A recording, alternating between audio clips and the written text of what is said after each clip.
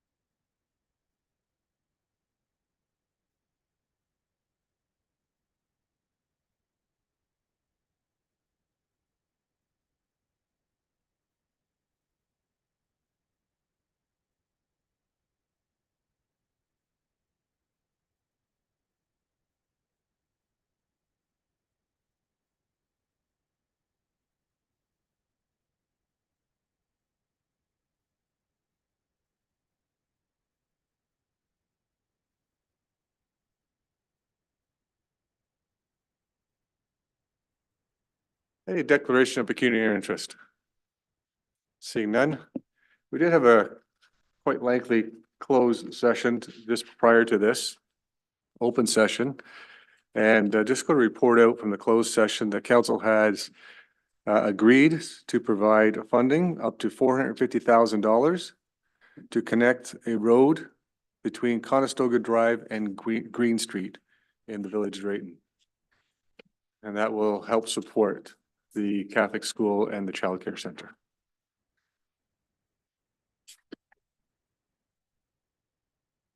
Confirmation of minutes. Oh, sorry, Mr. Clerk. Before we go, oh, we have a bursary here. Joel Rumpf. Joel Rumpf. Joel, come to the front. Joel, where are you? There you are. Canadian National Indoor Track and Field Championship. Joel. All right. Council, join me here with Joel because this is quite the accomplishment of Joel. Joel, tell the crowd. Here you go, Mike. Here you go.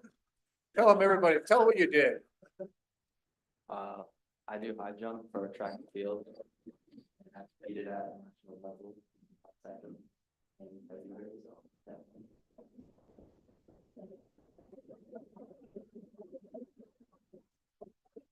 Going up here, we're going to have a photo with Joel. Oh, I jumped 188 centimeters, which is 6'2". Awesome. Council, will you join? Joel, who gets the money anyway? You, or does it go to somebody else? Well, you're welcome to come up here and take a photo instead of way back there. Just come in closer, and Joel, hang on to that.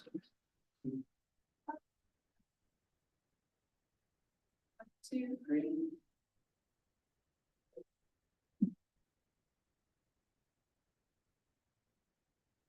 All right, perfect. And one more. Amy's up there.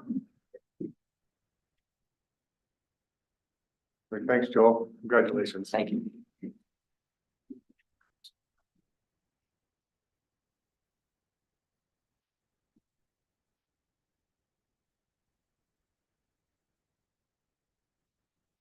It's always a privilege to give out those kind of bursaries for some hard worked achievements, and Joel did some fantastic jumping at the competitions.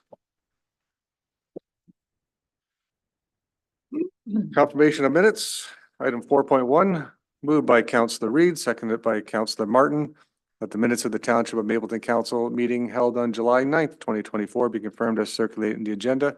Any comments or questions on that, council? All in favor? It's carried.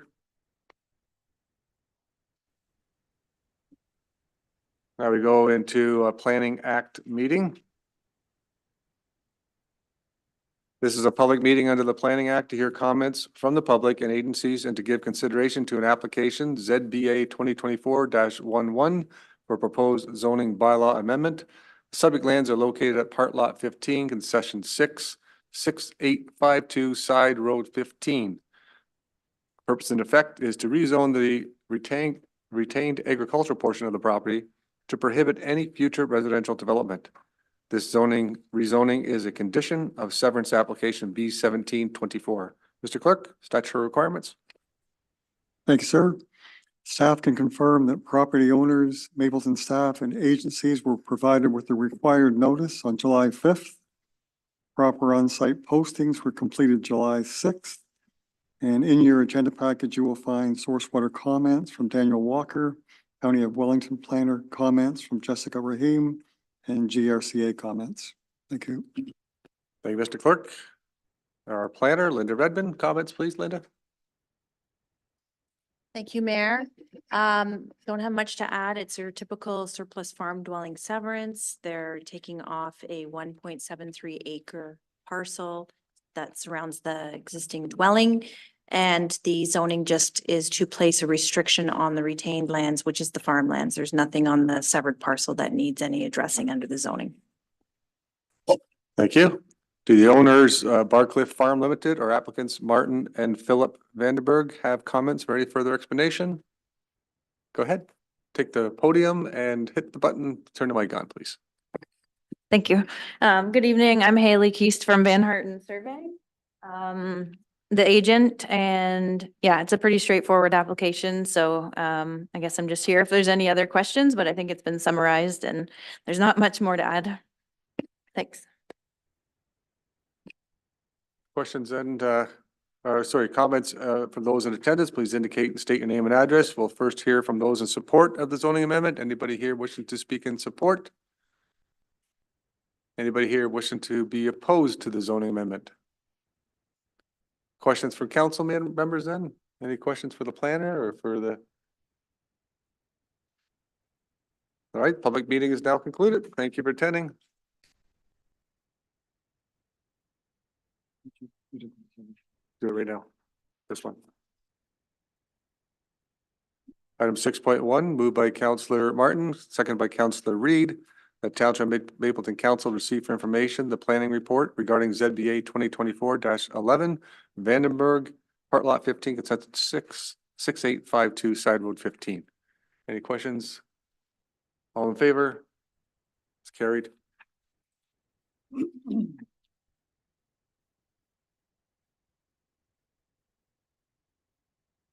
Moving on to item number 7, which we have delegations. First one up is we have Hemson Consulting Limited. We have, I think we have Stefan here. Stephanie, you there?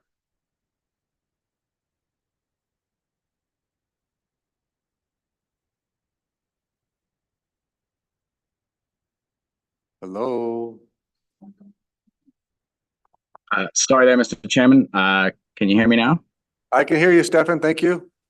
Okay, thank you. I was having trouble unmuting there. I'm going to share my screen if I may. Go ahead.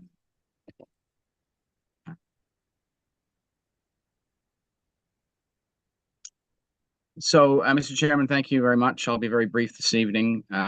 This presentation is part of a public meeting, which is being held by the municipality under the Development Charges Act in order to amend the development charge bylaw that council recently passed in July, implementing new development charges in the municipality.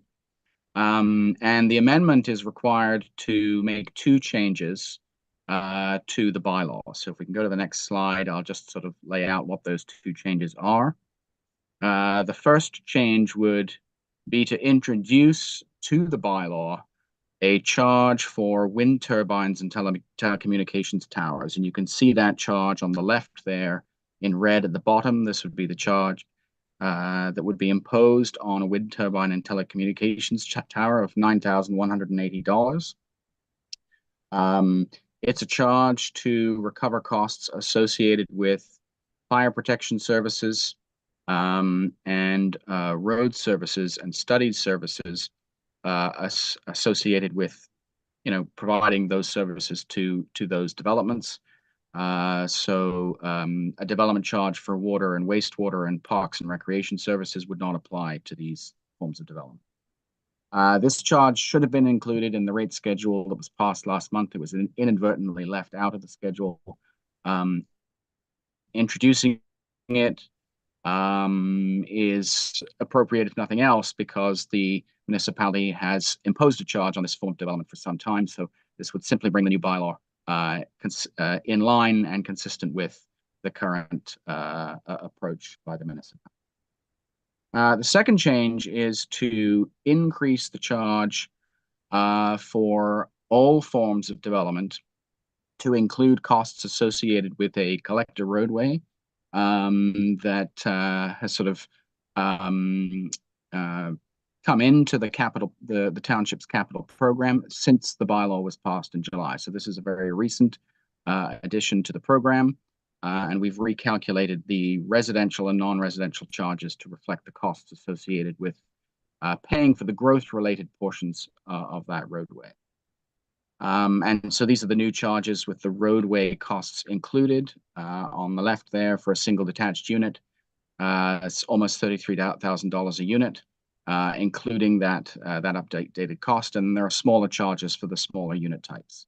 And if you go on the next slide, you'll see the newly calculated charge for non-residential development, which would also pay for a portion of the roadway as well. Next slide. So this is the final, second last slide here.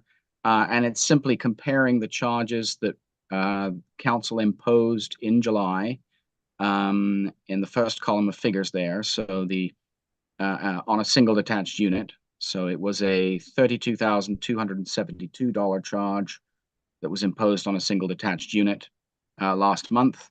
And so the newly calculated charge with this new roadway included would bring the charge up to $32,868 per unit, an increase of 2% overall on the charge, or 9% on the roads charge, the services related to a highway line in the table here. There would be similar rate increases, 2% for the other unit, the smaller unit types, as well as the non-residential charge as well. And then finally on the next slide, just to summarize then, the two changes.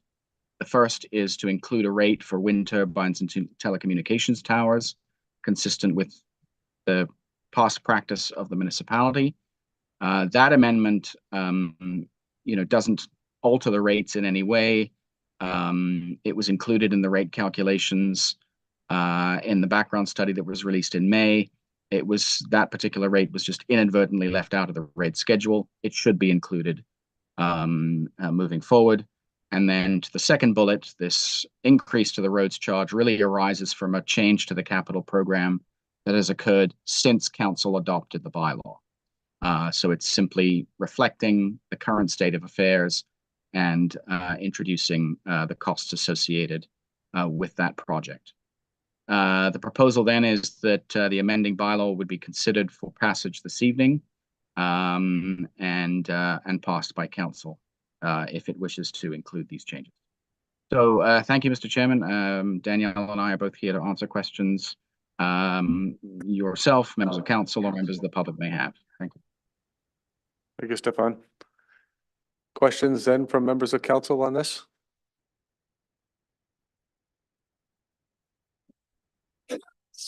Being none, do a consultation here with the clerk for a second.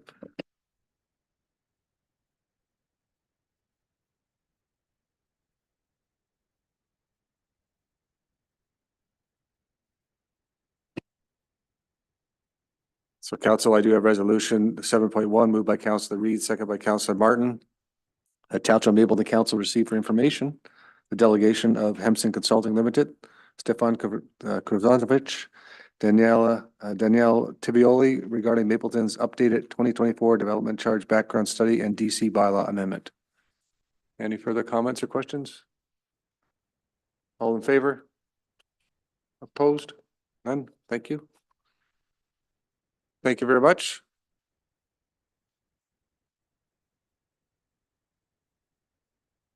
Moving on to item number 7.2, which is Alan Remley.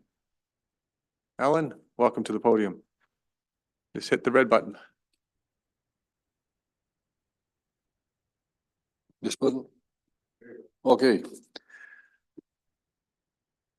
Well, good evening to the council members and the mayor and residents of Mapleton that may be here. My name is Alan Remley. I'm one of the builders that's building in the subdivision up on the north end. And I've been a local builder in this community since 2019. And I'm here tonight. This is the first time I've ever addressed any council on anything, so if I don't know protocols, please forgive me. But I'm here tonight to express my opposition to all the proposed increases in development fees, which I believe are going to hinder community growth and the provision of affordable housing. In the years 2020, 2021, 2022, we witnessed significant growth in this community. The housing market flourished, brought lots of new residents. I think I was pulling a permit about once a month in 2021. And then in 2022, when the interest rates went up, all of a sudden everything came to a screeching halt. And everybody was asking, how do we have more affordable housing? And we were even invited to come into a meeting here at this chambers to discuss how we could get what our ideas were in terms of how to lower building costs and so on to make more affordable housing. And I was so surprised when I finally move some product, and I had to take out a couple of permits recently to see the severe increase in the amount of development charges. And from my calculations, it looks like from January till now, it went up about 27%. And I'm asking the question, why are these development charges increasing at such a rapid rate compared to inflation, which our government tries to say to us it's only 2.7%? It probably actually is higher than that, but that's what I found online. They said 2.7%. And it seems, as I did some research into the online to see what the other cities are doing, that everybody's out of control on this. So I'm not pointing a finger just at the Mapleton administration, please. I'm not saying that. But I think we gotta, if we're gonna have affordable housing, somehow this has to be addressed. We have to come up with some other solutions that will help the already sluggish market and increase. To me, if the market starts to move, yes, there's going to be more cost, but there's also going to be a greater tax base to help bring more money into the coffers of the local administration. So I don't know what the answer is, but we were asked to consider smaller housing. So we went and we looked in the subdivision that we're in. The smallest two-story unit we could do was 1,600 square feet. The smallest bungalow was 1,400 square feet. So we redesigned some plans to get down to that level, right just over the mark. But when the development charge is the same, whether we're trying to build a 400 or 500 square foot house or we're building a 5,000 square foot house, it doesn't seem to work. Because you want affordable housing for the young people to get started, and they got to pay the same fee that the person that's buying their third or fourth home and is building a 5,000 square foot house. It just doesn't seem to work in my mind. And I know there's this slogan out there that growth should pay for growth, and that really has gone unchallenged for about, in my mind, 20, 30 years. But in our current climate and our collective goal to provide affordable housing, I think it's essential that we reconsider this approach. We got to come up with some other funding infrastructure that doesn't burden the potential homeowners. And when I studied the increases, it looks like the biggest amount of those increases was from the proposed recreation center and for water treatment plant. Those are the two big numbers that seem to went up by astronomical amounts. And I know you say, well, all the new development should pay for it. But to me, every resident of this community is going to enjoy that rec center. Is it not?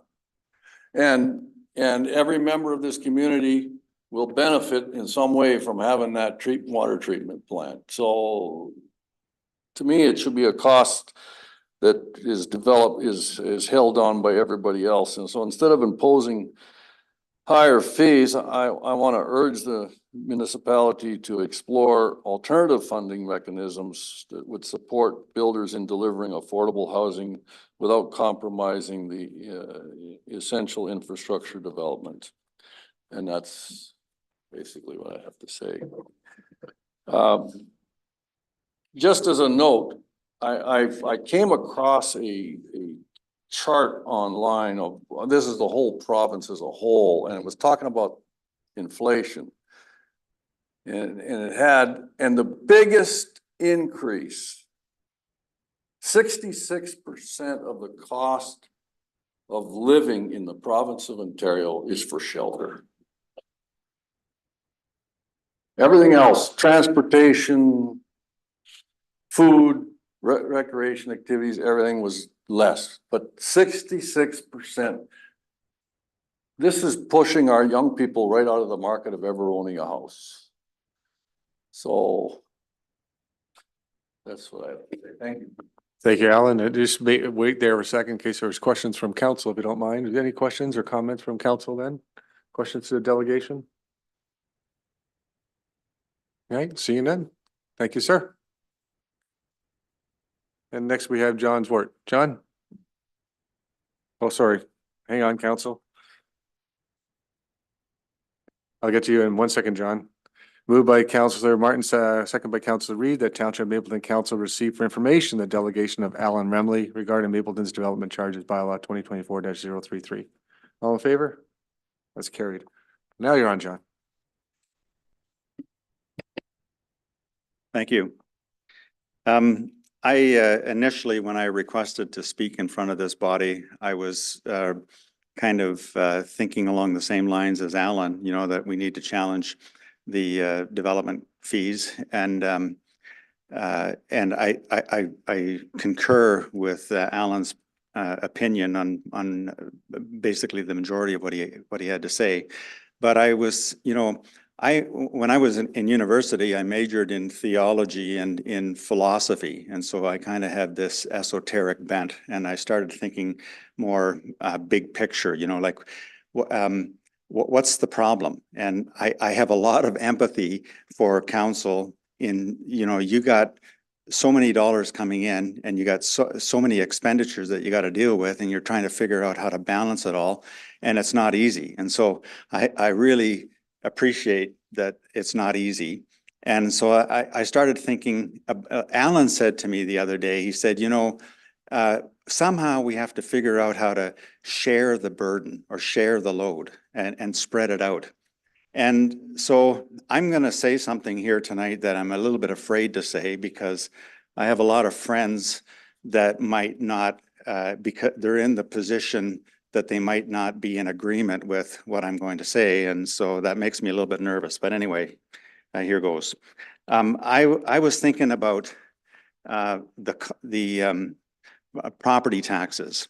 And I know that, you know, I'm in real estate, so I've seen this over the years, that if somebody owns a farm and works the farm for agricultural purposes, then the tax that they pay, the property tax, is 25% of what a residence would pay on a property that has the same value. Now, I realize that that's a provincial domain, but I'm just one, and I've thought these thoughts that I'm going to express with you, I've thought them for a long time, and I've never said anything because I thought, well, I'm just one person. What can one person do? Well, I'm thinking I'm one person speaking to a body, which is the township council, and township collectively, you have more influence than I do.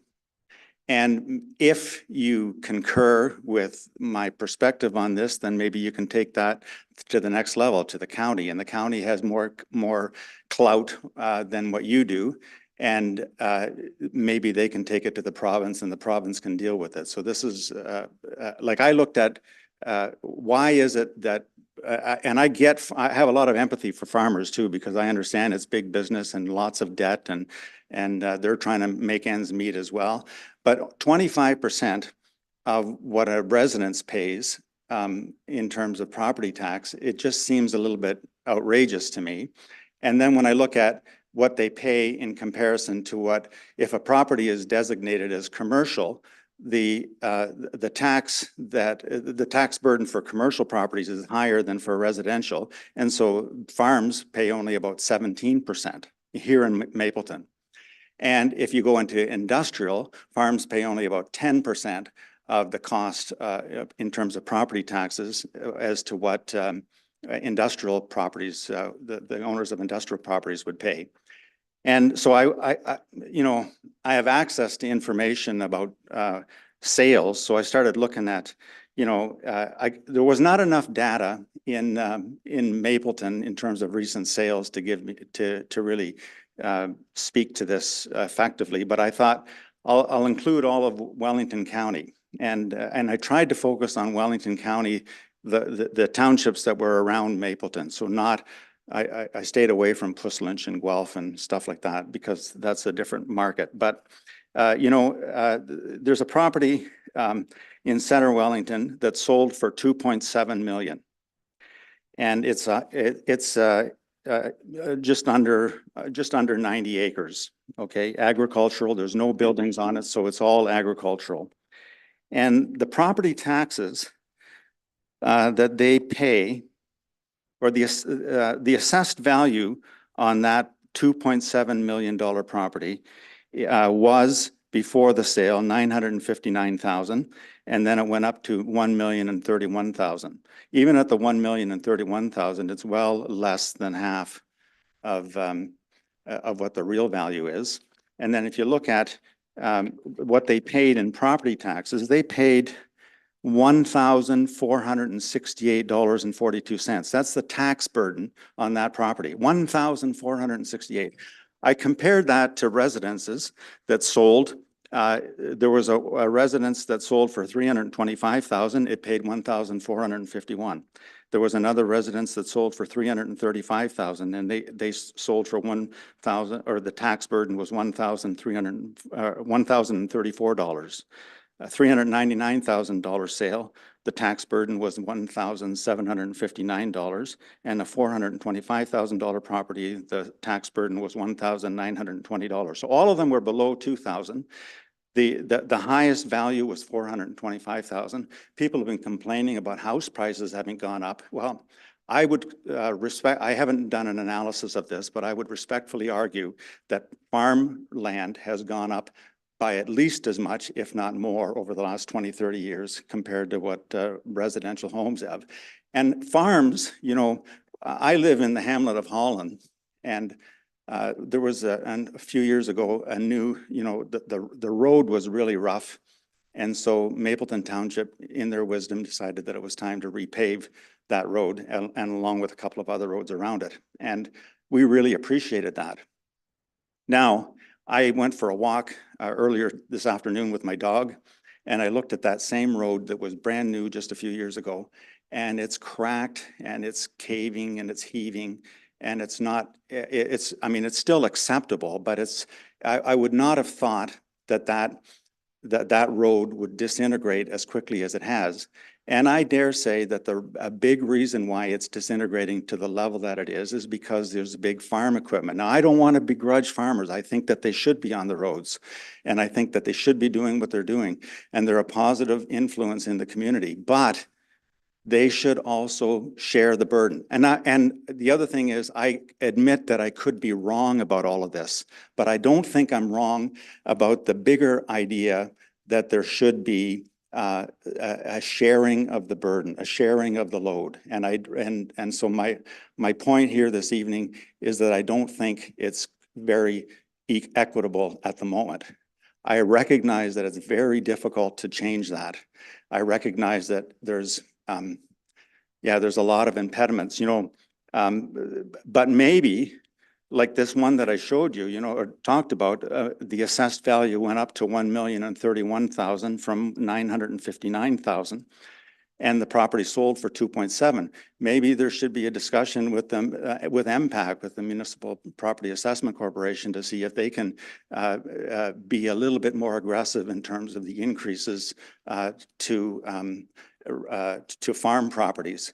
And again, they're only paying 25%. So they should be, and they're businesses, they have a capacity. I know that it can be tight for farmers, and I don't begrudge that, and I think that we got to be wise with the way that we handle these things. But I think that there should be incremental increases to properties that are low in terms of their property tax burden, and kind of a holding of the line in terms of the ones that are a bit higher. And somehow, and we're never going to get it perfect, I recognize that, but I'm hoping that you'll take to heart my sentiments on this and proceed in wise fashion. That's my comment.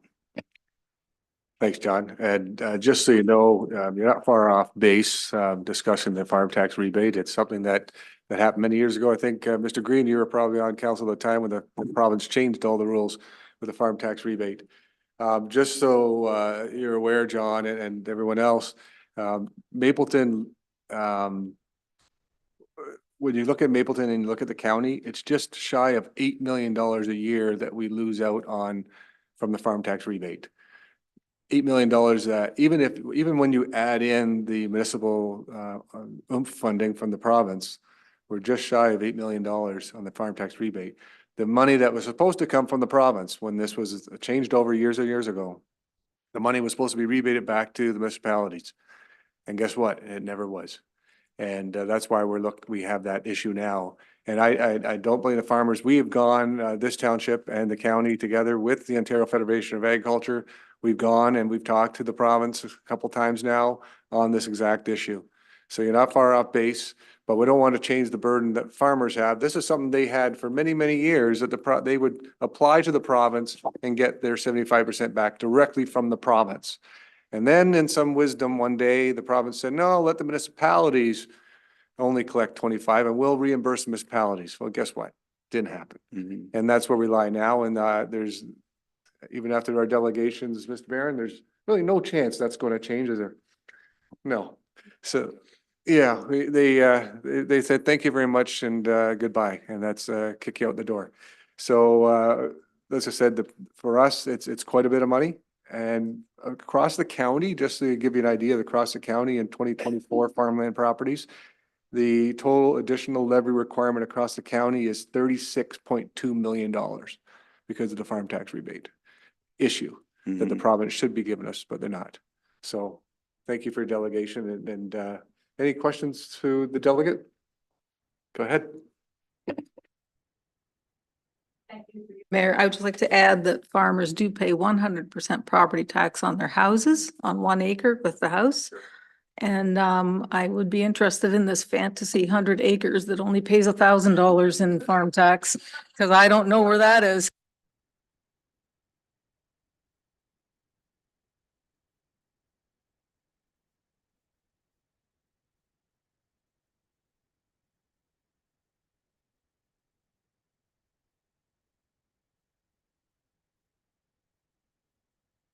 Oh, sorry. I strictly focus just on land, and I know that was a low one. So, but I've got other data that it's still relatively low compared to residential properties. And I don't think it should be the same. I'm not saying that either. Like I totally appreciate the challenge that farmers face, and it's big. There's lots of big money that they're, like lots of debt, and they're trying to make ends meet just like the rest of us. All I'm saying is somehow, if we can, and I know it'll never be perfect, but if we could somehow work toward a more equitable solution. And in what you had to say, Greg, in terms of that it falls on deaf ears, I believe that if you keep pushing, and it doesn't have to be every day so that you become obnoxious, but I mean, every once in a while, I think it's good to revisit it, and the added pressure, if that kind of pressure came from all the municipalities in Ontario, it would be a loud crescendo, and then maybe something would get done. The last delegation we did was a joint delegation with Minto and Wellington North. So we are trying to do it together, and I'll let you know that our MPP, Matt Ray, and our previous MPP, Randy, they heard it over and over again. They still hear it, and municipalities, and we've asked AMO, we've asked Rural Ontario Municipality Association to pick up on this charge to help us, because this is something that's happened right across Ontario, not just here in Mapleton or in the north end of Wellington County. But thank you very much. Okay, thank you. And just to go back here, Alan, you had made some comments about funding formulas, correcting the DCs, and growth pays for growth. And, we have basically two ways of raising money. And one is property taxes and one is development charges. And those are the only two ways that we're allowed to do.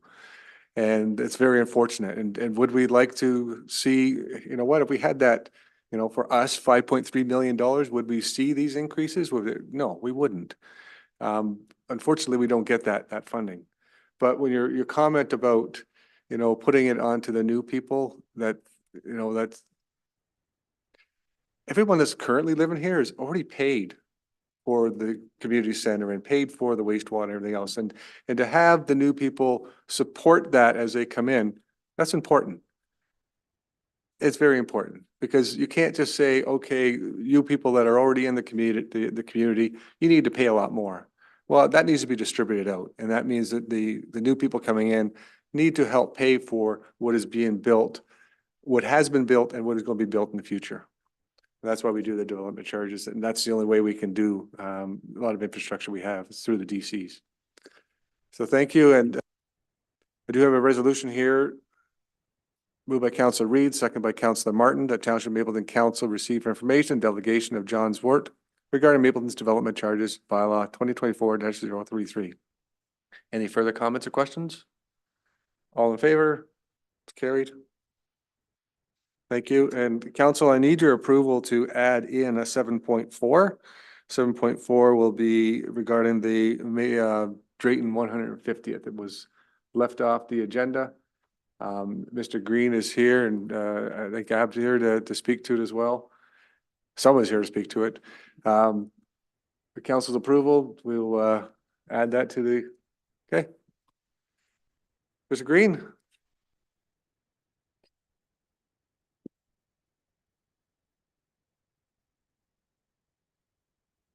Mr. Mayor, members of council, staff, those in and about the room. It's my pleasure to stand before you as a representative of the 150th anniversary of the incorporation of the village of Drayton, which will be celebrated next summer. And I want to bring you up to date on a few things that we have found.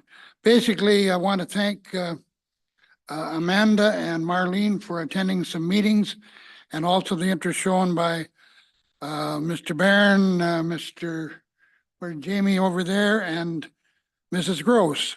Also want to thank Jim Gross for being at the last meeting, which we had at the theater, and I had a key to the theater, but they didn't disalarm the place. So thank God he was across the road and he could shut the alarm off, because I didn't have access to it. So we thank you for that too. I also want to remind you that we are a delegation of a committee that has no mandate and no authority, but we're progressing anyway. But we are planning on a celebration, and we are recognized that there's a number of things that we could maybe do together, because the celebration we have planned is on the weekend of the June 27, 28, and 29. And of course, July 1st is the Tuesday following that. And we find we should maybe be interested in having one celebration sponsored by the municipality, but celebrating Drayton. The basis of that is that we don't think that we can have enough events that will stay of interest and be reasonable for 5 days.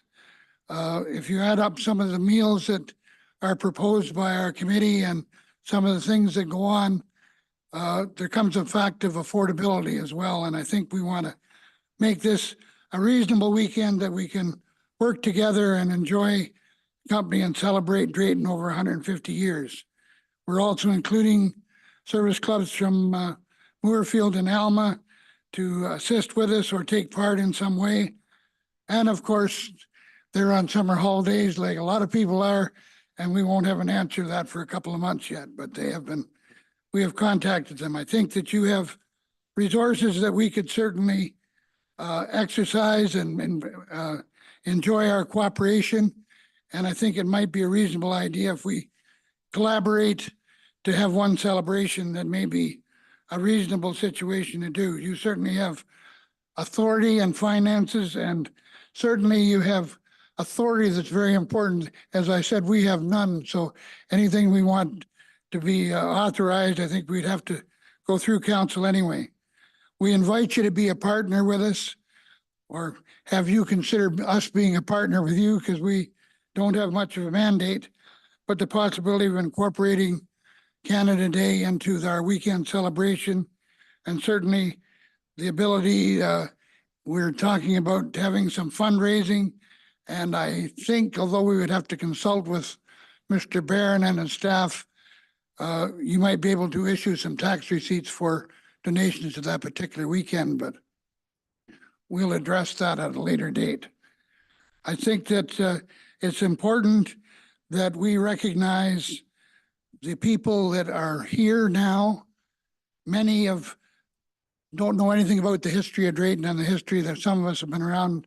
We have 4 of us here tonight that are pretty interested in putting their lifelong citizens of the village, and we want to have a great celebration to celebrate 150 years.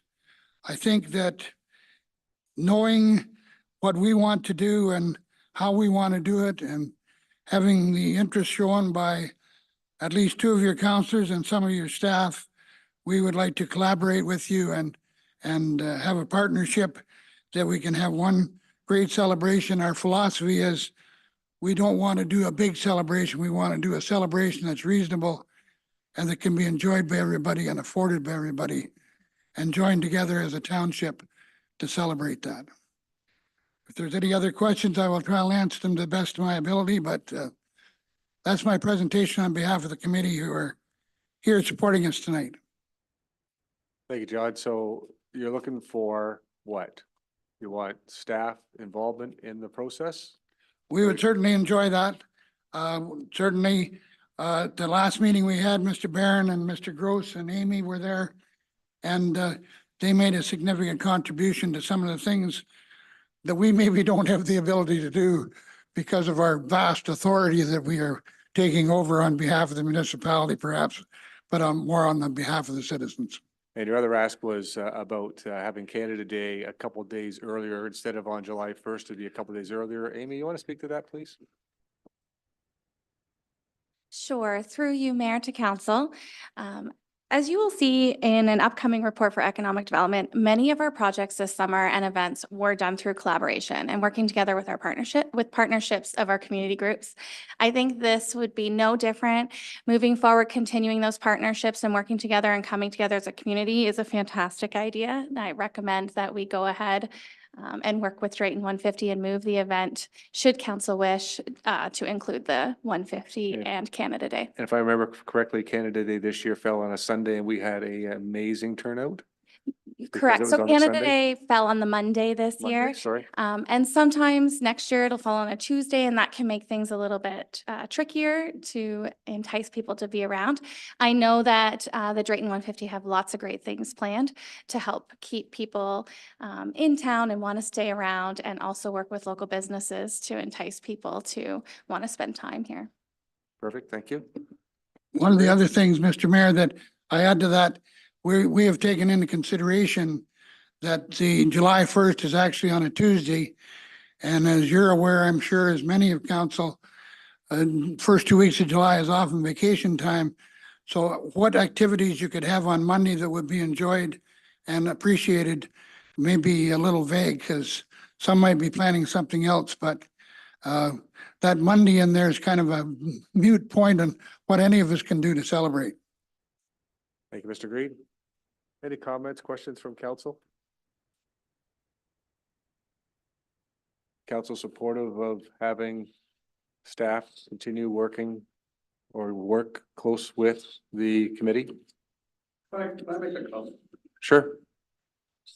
Take the mic, please. Well, you're being live streamed, so we have to hear you. You're on recording. No, I guess there's been a bunch of discussion. To John's credit, this committee was basically struck last October was our first meetings. And we're less than a year away from our proposed celebration. And all we are is some people that are very interested and have history. And I know that some of us on the committee were even suggesting maybe that this become a committee of council. And I thought maybe knowing the history, and some of us over the years have had a little trouble getting used to the fact that it's a township of Mapleton instead of being Elma, Drayton, and Moorfield. But I think this might be a great opportunity that it would be basically pitched as the township of Mapleton celebrating Drayton's 150th year. That way it's basically the whole township basically celebrating one of its siblings, which is Drayton. And I'm thinking it might do twofold. It might basically do more to basically bring this municipality together rather than just have three independent municipalities, which some of us, and you got to appreciate it, like I've been a 62-year resident in the village and on the village council for 21 years. So those are the types of things that are pretty self-ingrained. And I think we all got to get used to the idea that we have a township that's all of us. And I was thinking this might also be a great way to somehow reinitiate that. And I know the township's been working hard to make it all inclusive. But I was thinking that might even be a possibility. Like technically we're a ragtag bunch that have no authority to do anything other than we have an idea. And it might be very effective to be a committee of council is what I'm suggesting. I think you were right when you said ragtag bunch. I agree with Yeah. that. Yeah. Glynis agrees with it. That's okay. So, in effect, that's, and right now, to be quite honest with you, it would be good to get a lot of community involvement, because right now, if you take a look at the average age of the committee, it's probably around 75 or 76. And so I guess what I'm suggesting is that it wouldn't hurt to get some younger people involved with this as well. And maybe we can basically create some community involvement and community spirit through this whole process. Okay. Thank you very much. Thank you. So what I'm hearing from the delegation is that they would like the township to take a leading role and there be a committee that supports townships taking the leading role in this process, or like a committee of council for the 150th. That's what I'm understanding. Okay. All right. So There's a lot more. Let's face it, we don't have any capital. We don't have the ability to make up tax receipts for donations, but obviously we have to raise some funds to do this. You have resources. For example, we've spent some time. There's a website kind of set up, but we don't have enough organized things to put in that website. So we've got to tie this all together to get some. Okay. Like I said, you have staff that we might be able to lean on a bit to get some of this stuff done. all right, no problem. Okay. Mr. Barron? Through your worship, thank you. And I appreciate the kind words, and we are there to help. We were asked to go to the one meeting and it was kind of brought up, and we said we can help, but we do need council to approve the partnership and things. And you're right, the staff that we have are absolutely doers, and we would, I think it's safe to speak for staff that we would do anything to make this a success. And we'll help out in which way we can. You know, we're already, well, not what we, Amy is already exploring funding options, grant options to help out. So knowing full well that whether this worked or not, we're going to try to help in any which way. But it's just the official piece that we were looking for council's approval to move forward. So I appreciate you being here. Okay, comments from council then? Amanda? Through you, I'm just wondering if, knowing the scope of work that Amy does, if having this be part of an economic development meeting would suffice the needs of the community, but also bring it into the township's realm to assist with the grant writing, but also get the opinions of, or the approvals through council in a more traditional way, instead of like being able to sit around a table and have staff there, yes, but maybe like they said, to bring it right into here to allow Amy to have a little more overseeing it. I'm not sure if that adds to your pile of wonderful things you do, obviously, but if that's the need to allow for some time to be allocated there, it does fit the domain of that committee as almost maybe a subcommittee of that for the next year. But there was already a committee that they have, and we wouldn't want to exclude them. from No, that. no, I'm saying have them join in as a subcommittee. Those specific members of their group have a subcommittee for this event that just lasts between now and when this event runs, to allow for Amy to gather staff, volunteers, for them to do the same. My opinion would be that's adding an extra layer, and I think we can just do this separately, efficiently, just by having a small committee work with staff. And I'm here seeing nodded heads over there, so. One of the things I would like to address on that matter, and I understand where Amanda's coming from, but what we've concluded over the last number of months is the smaller committee, the better decisions we'll make. And we don't want to get a whole bunch of layers in there that's going to confuse that, but that's all I have to say. Other comments, questions from council to the delegation?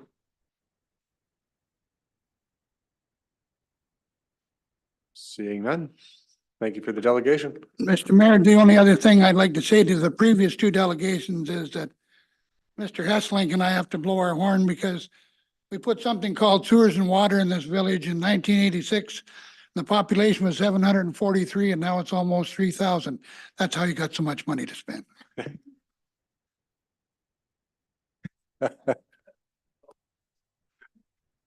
Thank you for the delegation.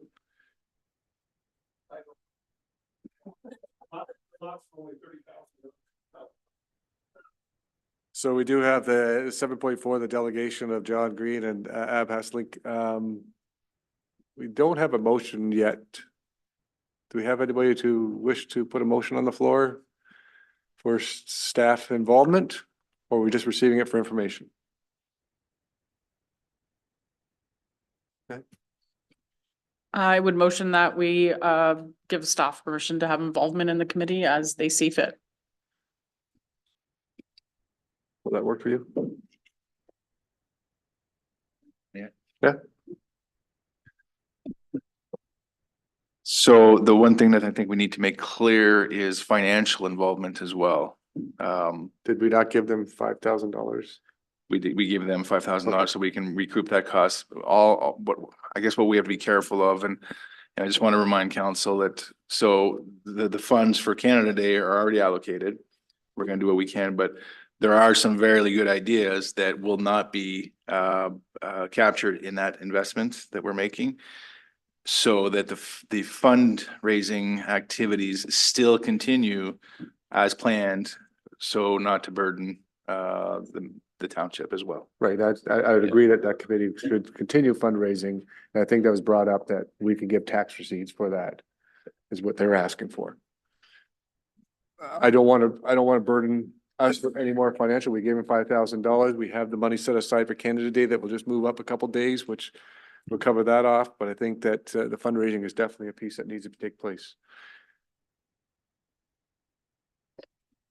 I've already been attending a good portion of the meetings, so if you wanted me to continue to attend those meetings as an official representative of council, then I can, because now I'm just sort of there as a person. Well, we do need a representative of council on the committee, and if anybody opposed to Marlene continuing? Okay. Any other comments? Thoughts? So the motion, Mr. Clerk, do you have one written out, kind of, sort of? Okay, Well, just the beginnings of one. The Township of Mapleton Council receive for information the delegation and give permission for staff involvement. And further that Councillor Ottens be a representative of council on the committee. anything further to that council would like to add? Nope. Sorry, I got Amy over here. Amy, you're on the air. Through you, Mayor Davidson to council, can we just ensure that there's some wording in there to include that we are moving Canada Day to be on that during that amount of time? Is council okay with moving Canada Day celebration from July 1st to the, whatever that day is, If it could just say even the weekend. on the weekend? Yeah. Okay. We good? So I need a mover. Can I mover, please? Councillor Tamlin, seconded by Councillor Reed. All in favor? That's carried. All right. Thank you. Moving on to item 9.1. Building Department report.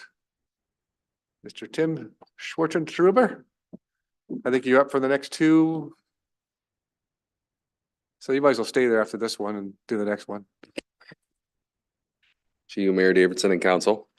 As per the building department report, building permits, the intake was and issuance was down for this month. Hopefully that's because they're all busy trying to build their other permits that we've issued them. So far, we've seen an uptake though at the end of this month and the beginning of that there's been more applications coming in. So we hope there's going to be, or the numbers are going to come up next month.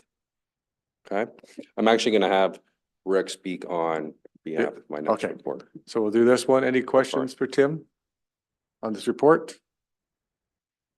Resolution moved by Councilor Martin, seconded by Councilor Reed, the Township Mapleton Council received for information, Building Department Report BD 2024-10 dated August 13, 2024 regarding July month end and year-to-date building activity. All in favor? That's carried. And Tim says he's going to sit down, so that brings up somebody else, I think. Thank you.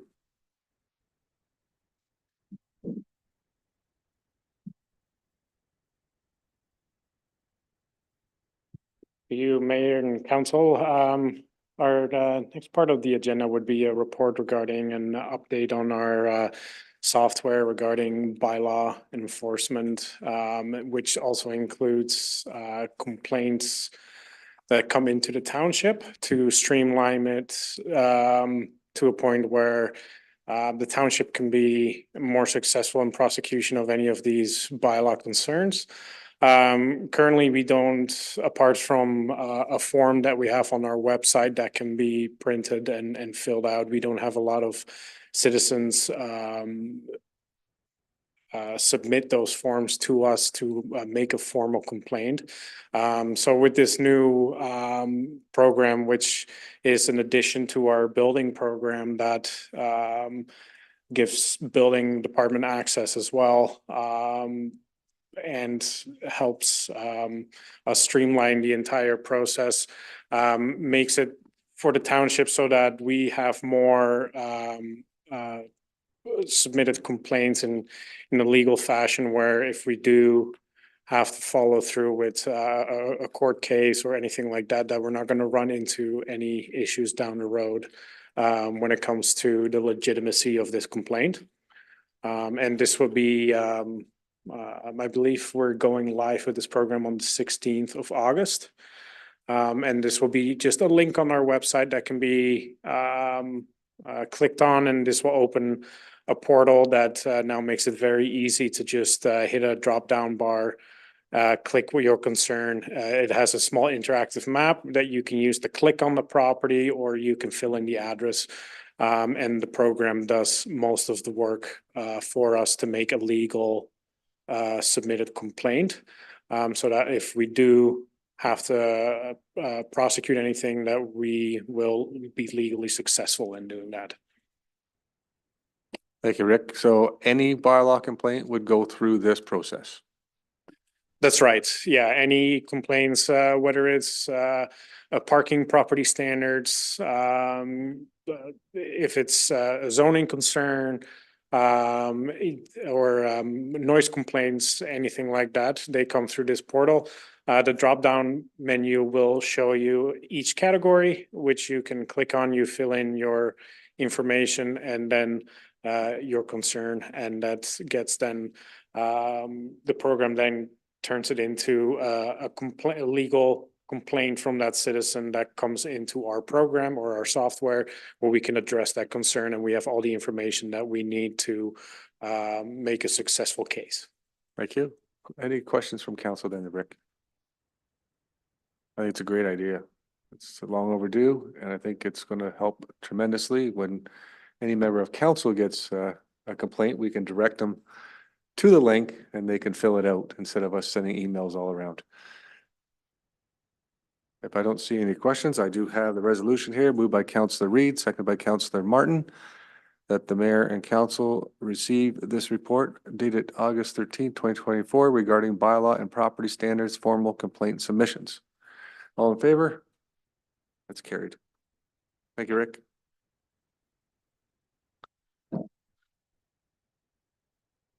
Moving on to 9.2, we have 9.21 Green and Inclusive Community Building Fund. Mr. Barron. Thank you, through your worship. In this case, hopefully the adage of third time is a charm actually comes to fruition. The GICB fund has opened up its for the third round of funding. The reason we wanted to bring it back in front of council is, I've attached the plans, or the I guess preliminary plans of what it looked like the first two application cycles. And just wondering if council is comfortable with moving forward with those same plans, or if there's any other ideas from council that they would like to see added, because as we talked about earlier, the application windows are sometimes short. So if there are additions or different avenues that we want to take in the application, we'd like to hear from you so that we can work with our consulting engineer, Lawrence Cudlip, and he can make those changes and tailor the application to suit the needs of council. So basically, that's why we brought it up, and a little bit of a history of what it looked like and what the proposed projects were. And if there's any changes, please just let us know. Open it up to council for discussion then. And just to let council know, I did send an email off today to the federal minister requesting a meeting on the GICB. So we can have the discussions about shovel ready and what that means. Since the last two times, we've been told we're not shovel ready. And I think it's since he's going to be at AMO speaking on Monday, I asked for a meeting to meet with him for Mr. Barron, myself, and SEMA, who were there. We're there on Monday speaking to Minister Surma from the province about the same subject. So open that up for council for discussion then on anything. Go ahead. Yeah, I have quite a few comments on this discussion. So as far, there's many aspects that have maybe hindered the project as far as like presenting this as far as shovel ready. The technical specs of the application are fantastic, and the actual visual representation is really good as well. But my take from a grant writing perspective is that the fact it's a federal grant is that it's a very competitive process.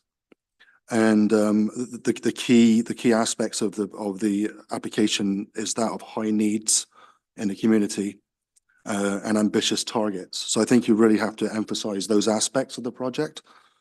And so as far as kind of the need for our community, some of those key absolute needs are the recreation facilities are a very large drain on the finances. You look at the kind of the energy costs and the GHGs as well on rec facilities throughout every community, but it's also an important hub. So to bring that into high energy and potentially net zero can be fed back into the community. We have a constant increase in requests and demands capacity for programming. As far as like the fact that the Grove Hub is using it now for social and mental services for teenagers in the community, the seniors programming as far as rural isolation, and also environmental footprint of folks accessing programs and services outside the community. So you kind of a more of a holistic view of what we can do. There's a need along with what the county's doing as well, and it is included in the explanation on the GICB website as well. The need to showcase rural innovation as well. There's lots of people that come through. There's annual farm events and possibility for education as well, and tours for neighboring municipalities because they really want to move this forward. Accessibility is a key component as well, and that was really well represented, I thought. But it could also be included into, because there were talks of maybe for future trail linkages that go up and take people up to that area as well, as far as the community grows. As far as the energy reductions, we have the inventory, and we have our conservation demand management reports as well. As part of the application, it's asked for whether there was an audit done as well, which is like a key baseline for that there. And with our energy reports as well, we highlighted the need for doing an audit for that space, a level 2 audit. And as far as our capital planning as well, this goes into, again, this high needs aspect of it. In the next 5 years, we're replacing the roof, floor, water heating, and that's coming up later in the discussion.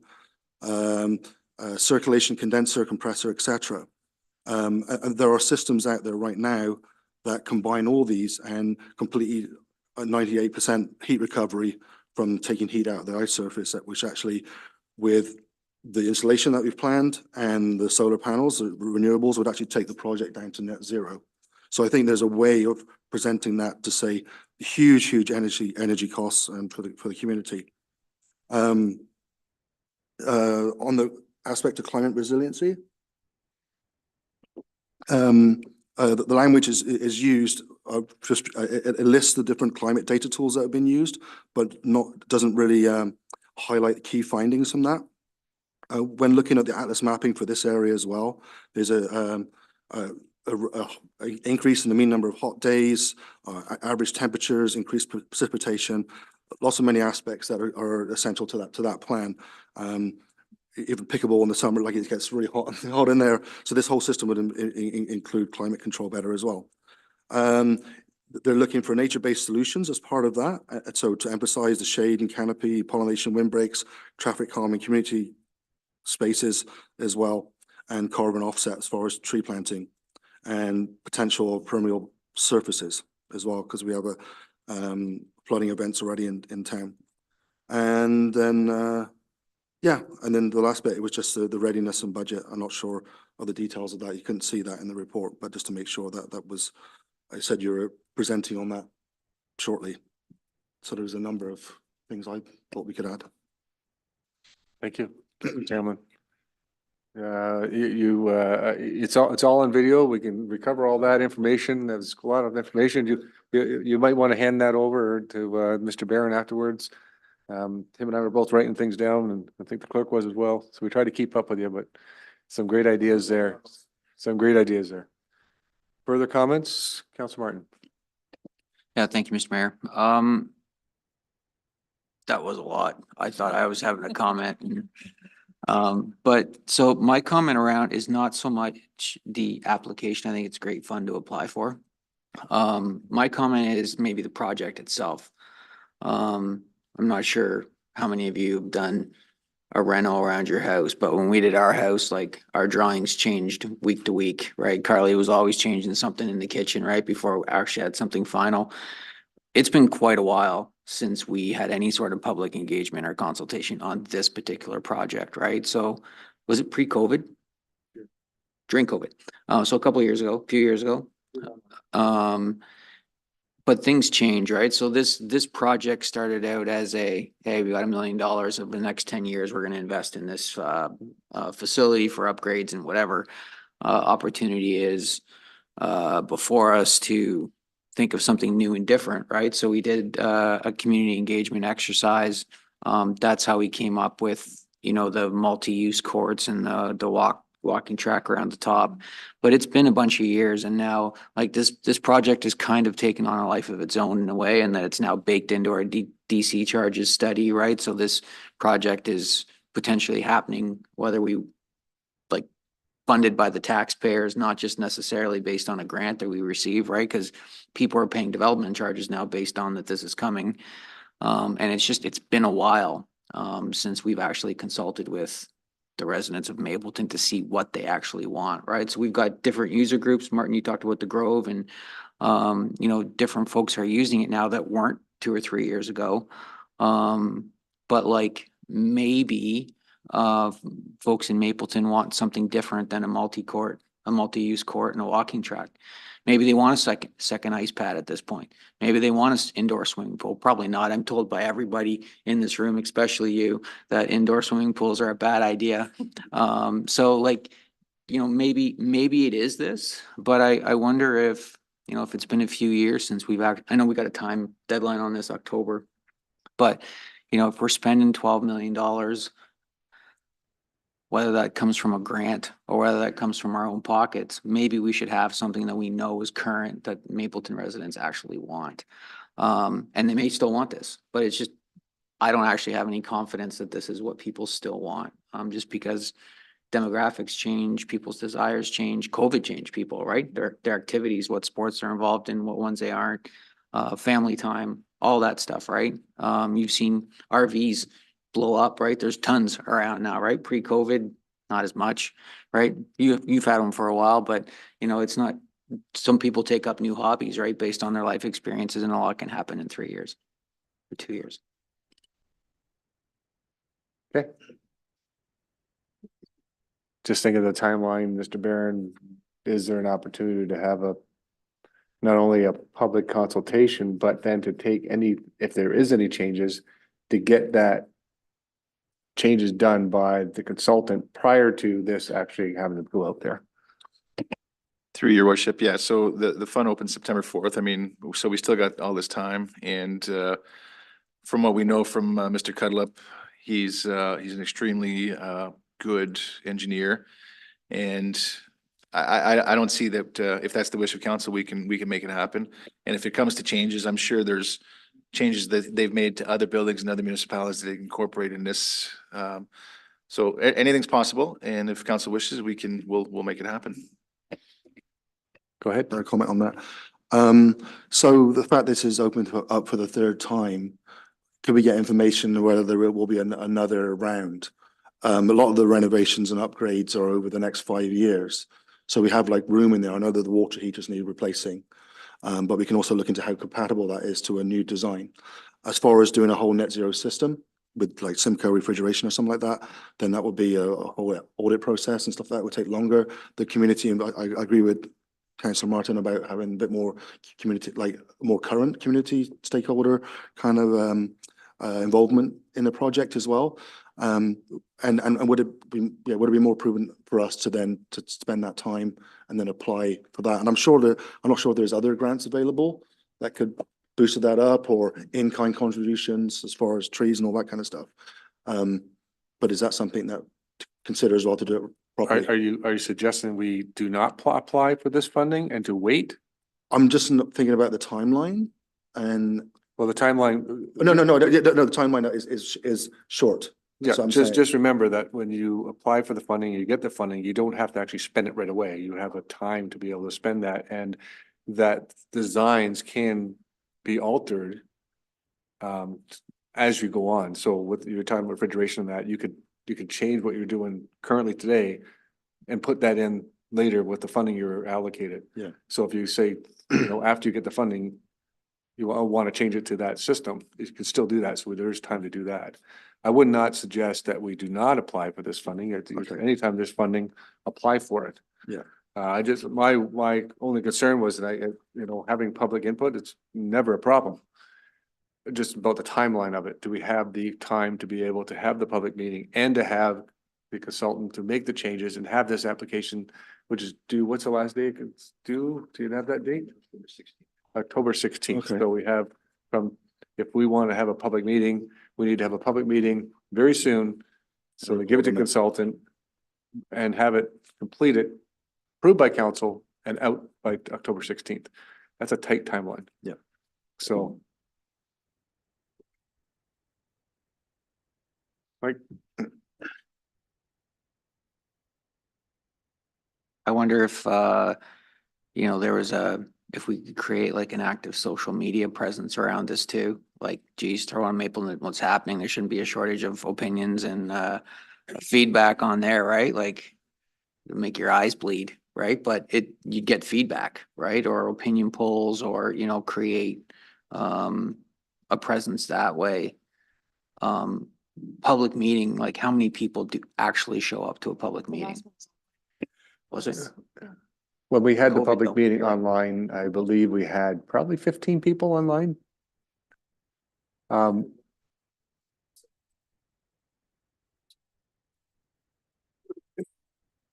just thinking, trying to get this through here.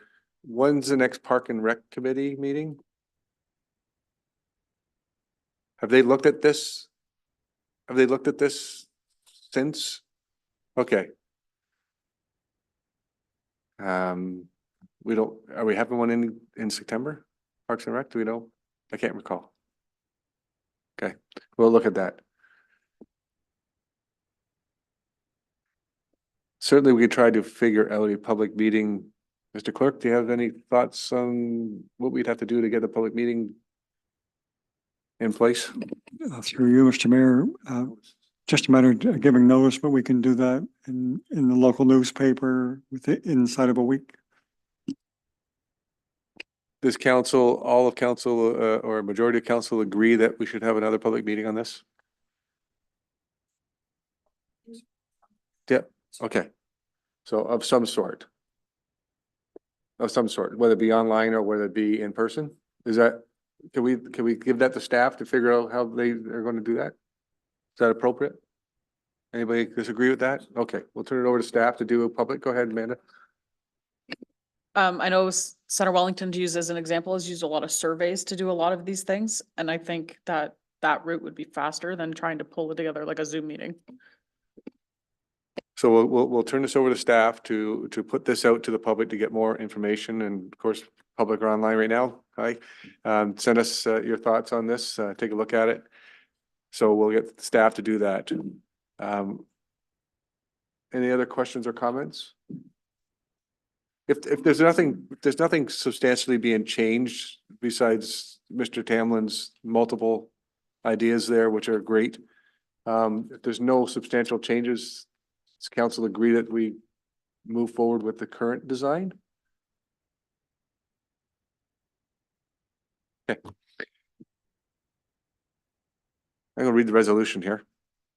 Moved by Councillor Martin, second by Councillor Reed, that Township Mapleton Council receive for information CAO report CL 2024-09 dated August 13, 2024 regarding the Green and Inclusive Community Building Fund. That Township Mapleton Council engaged in discussions regarding the existing plan outlined in the previous two applications, discuss the possibility of adding any supplementary ideas into the application. And further, that Township Mapleton Council direct staff to work with SEMA Plus consulting engineers and apply for by October 16, 2024. But I think we need to add something in there that consulting with the community. So The Township of Maple Council directs staff to consult with the community and to work with SEMA Plus. Does that work? Consult with the community? Okay, Counselor Reed and Martin, you're the ones that signed this one. Is that fine? Okay.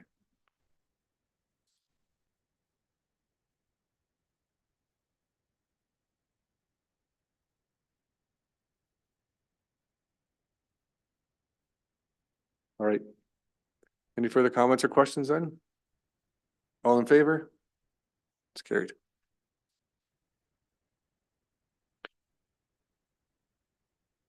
Moving on to 9.2.2.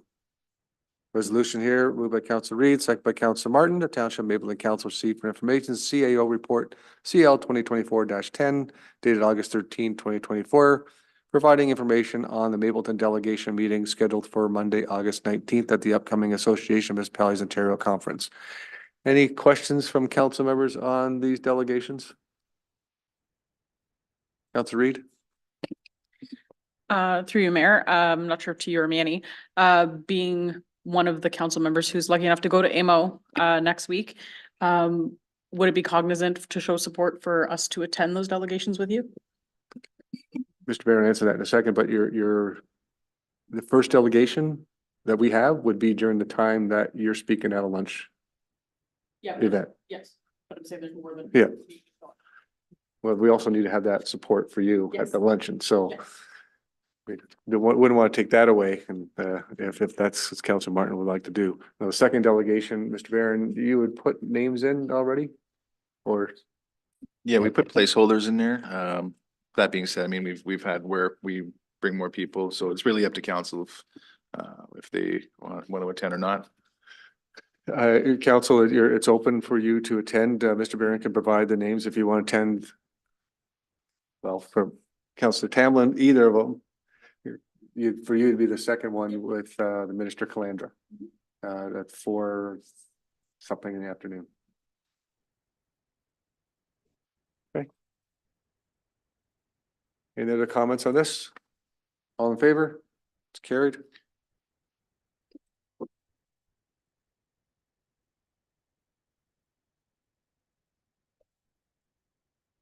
Yes.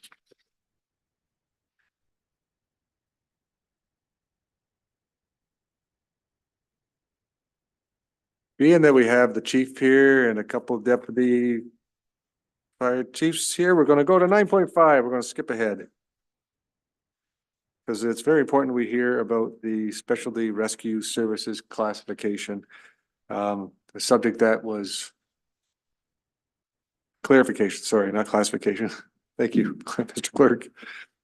Something like a subject that was on social media very recently.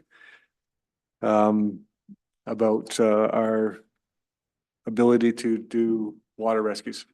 Chief, welcome. Thank you.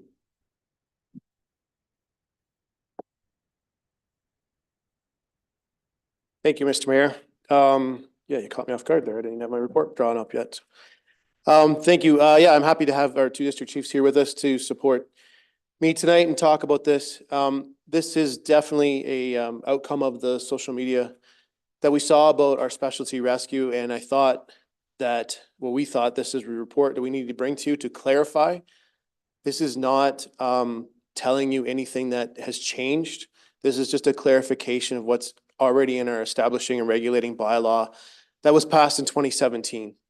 So without going deep into what we call the ENR bylaw or establishing and regulating bylaw, it says right in there that we perform water rescue with limited in-water capabilities. So what that means is we're shore-based and we can go out maybe 100, 200 feet into the water to perform a rescue, but we will not be going out into the middle of the lake. So I think that's very important because council sets the level of service, and that's the level of service that council set in 2017. So I just wanted to be clear, this isn't a change that we've made.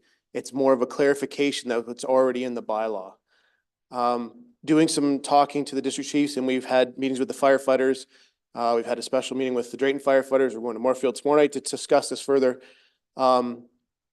We need to up our training game to be able to say that we are fully trained in the water rescue realm that we are, to make sure that we're up to date. And we're still doing the audit of that and where we need to be with that, but we need to definitely do a little bit more training just to stay at where we are. The issue that we're running into is to go to water rescue training now. The standards have changed in the fact that we actually have standards now. Before, we never had standards. We could just pick and choose which ones we wanted to follow, and we just picked Chapter 14 of the Specialty Rescue out of NFPA, which was just shore-based. The new standards that have come out state that if you're going to be water rescue trained, you have to be trained in all the disciplines. So swift water rescue, surface water rescue, ice water rescue, and soon to be flood water rescue. So all total, that's probably about 160 hours of training. Plus, we have to be certified in rope rescue, which is another NFPA course. So that's another 40 hours on top of that. So we're in discussions with the firefighters to see that 160 hours plus to be initially certified is a lot of demand on our firefighters.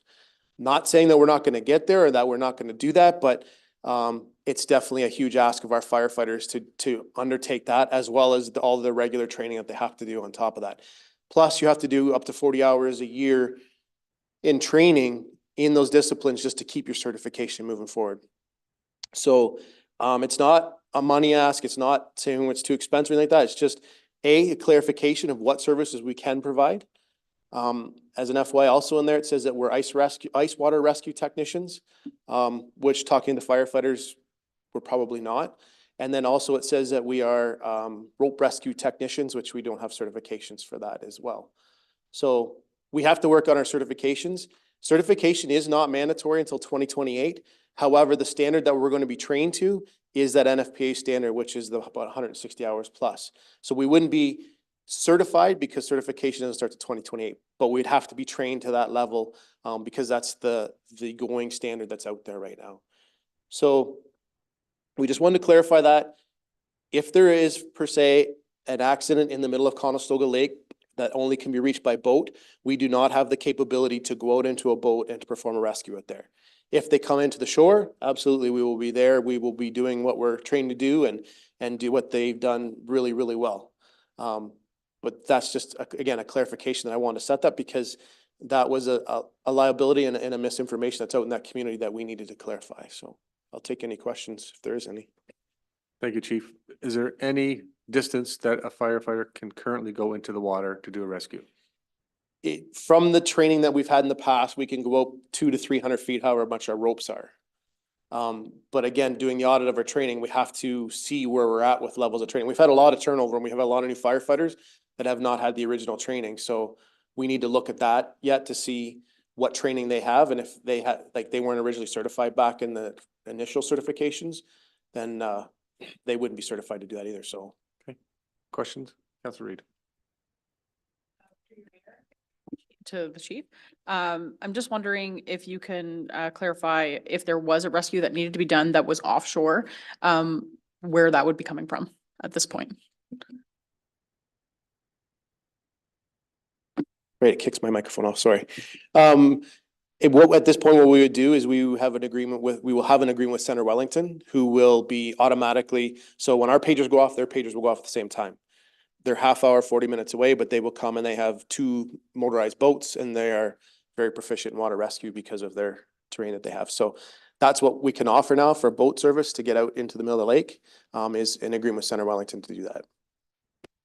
And Chief, if the boat is out and about, you still have the OPP if they're in the area as well to do the rescue? Correct. If the OPP is there with their boat, then they can go out and do the rescue, then absolutely. We will support that as best we can from the shore. All right, further questions from members of council then? Councilor Martin.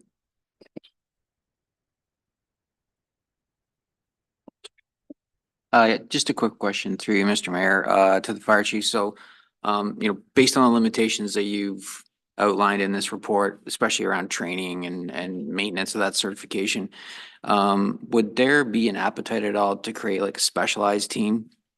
Granted, you've got 20 guys at each station, right? So, and if so, it'd be a smaller amount of guys to get up to the appropriate training. What could that look like moving forward? Or is that a dumb idea? No, there's no dumb ideas. And we've actually talked about that at the stations and we've bantered that idea. Between the district chiefs, us and the management team, we've talked about every option possible. The problem with only training a certain number from each station is we have to guarantee that those people are around 24/7, 365. Once we put it in our ENR bylaw that we're offering that service, we have to be able to perform that service all the time. So we talked about that, and when we said, because we even talked about, there's an idea about just the captains doing that, but that would mean all of the captains would have to be around all of the time, because we don't know when the call comes in. We've talked about with our new partnership, do we do some in each of the stations around to try and make sure that there's enough to do that? And that's still an option that we're going to explore.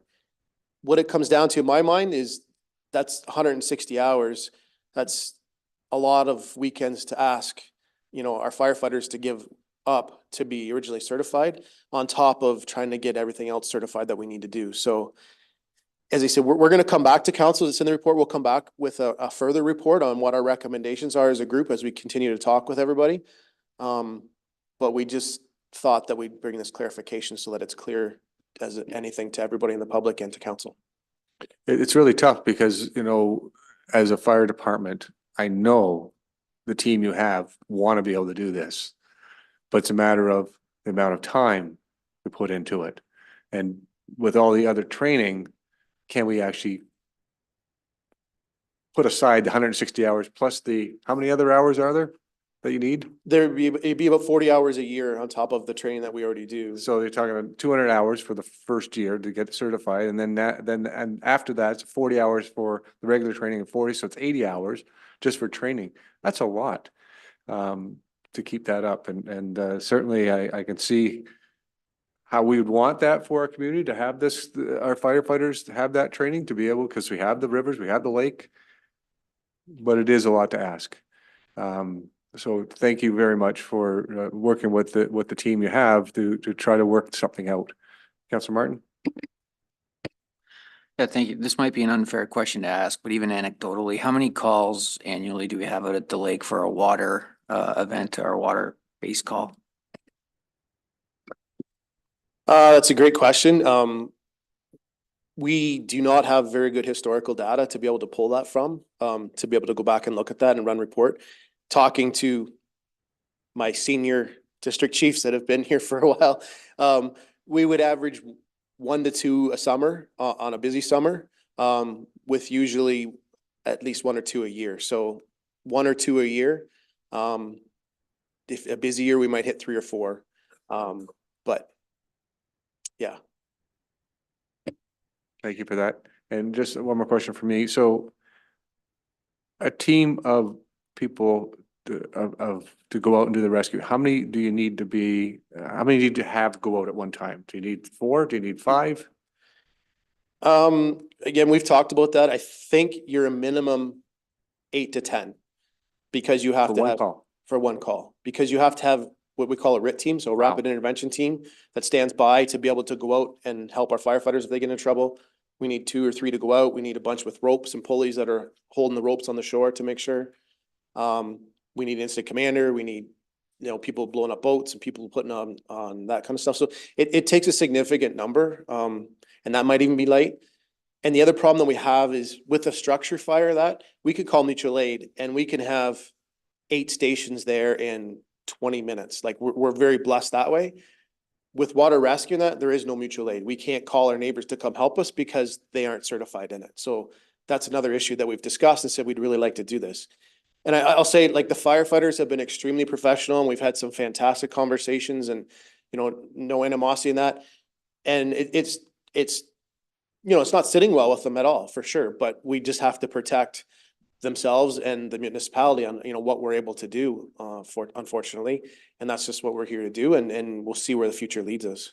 Thank you, Chief. We're very proud of the team that we have, the firefighters that we have, and please pass that on to them, that how proud we are of them and the dedication that they give to this municipality.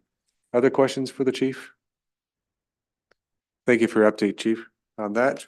Remain there because I know you have another item and we'll let you have that item as well.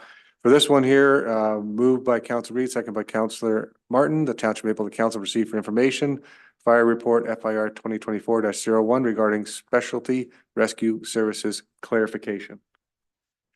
All in favor? That's carried. Chief, you want to go into your next presentation then? Yes.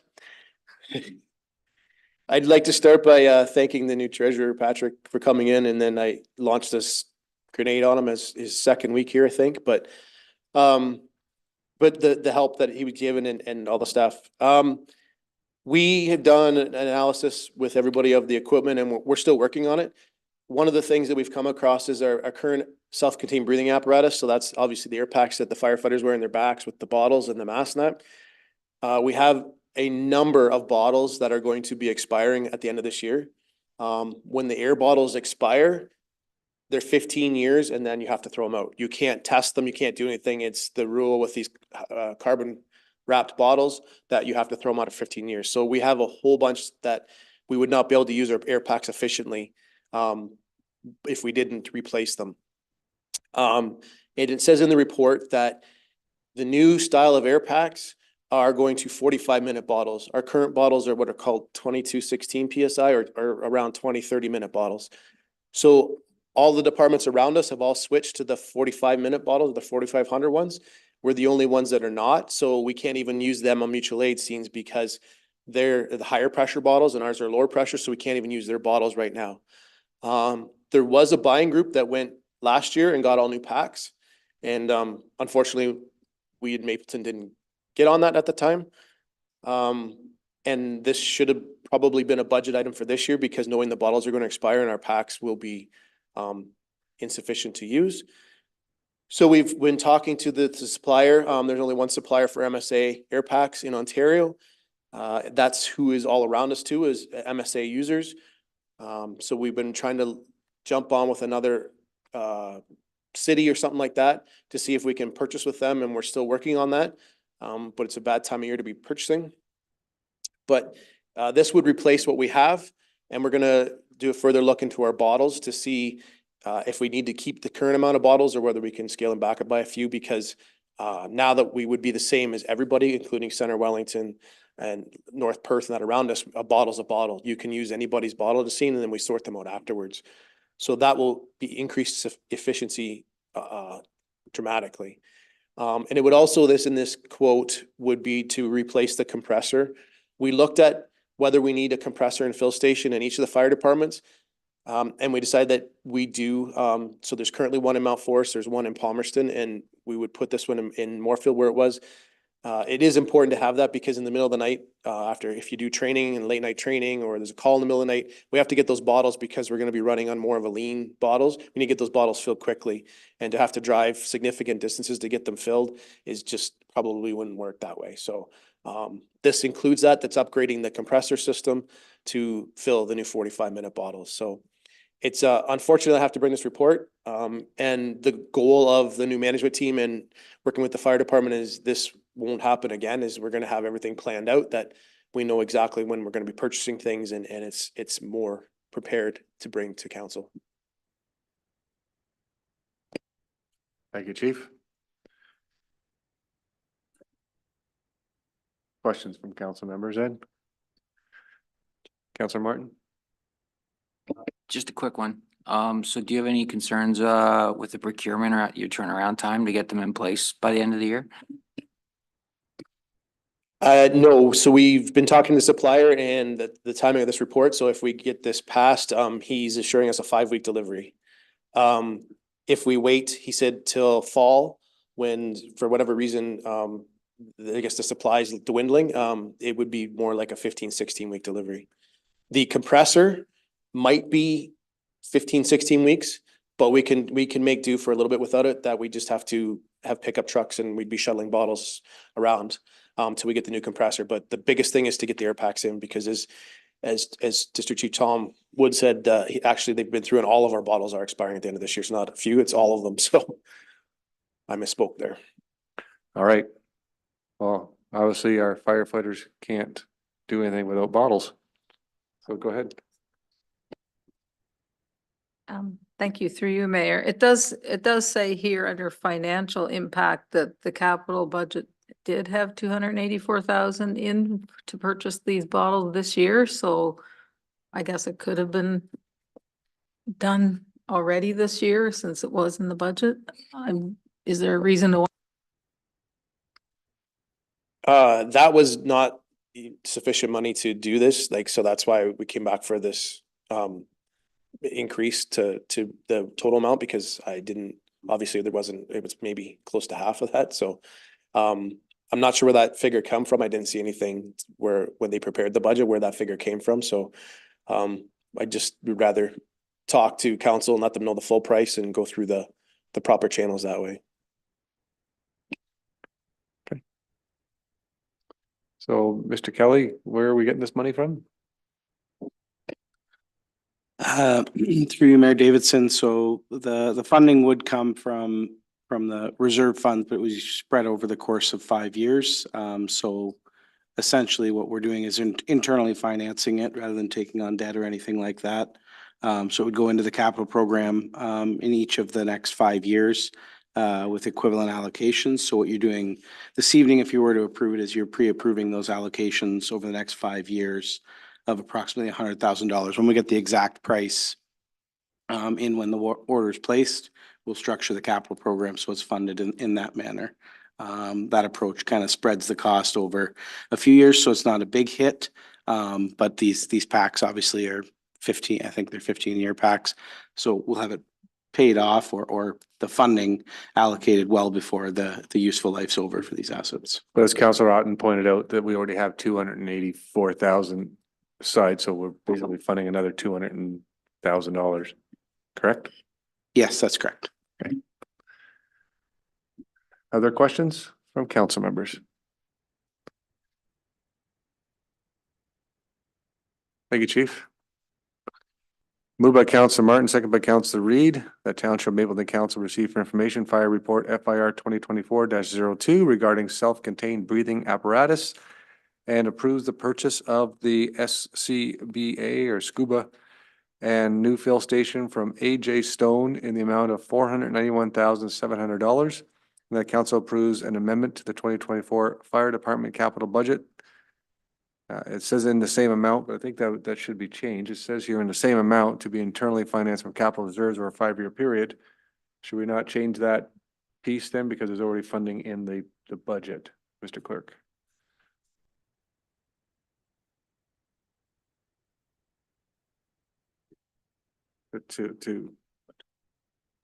Yeah.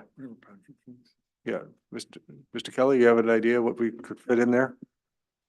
Yeah, I think the wording should suffice. I'm just being directed to adjust the capital program based on the funding required to fulfill it. So that I would think be the fine wording then? works. Yeah. Okay, thank you, sir. So let's move by Councilor Martin, second by Councilor Reed. Any further discussion? All in favor? It's carried. Thank you, Chief. District Chiefs, welcome. Thank you for coming. Now we'll go back to our regular schedule program. Item 9.3.1.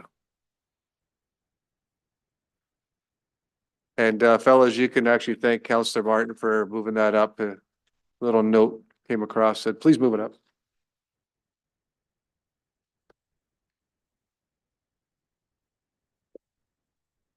Nine point 3.1. Get there. Economic Development Update. Amy Gross.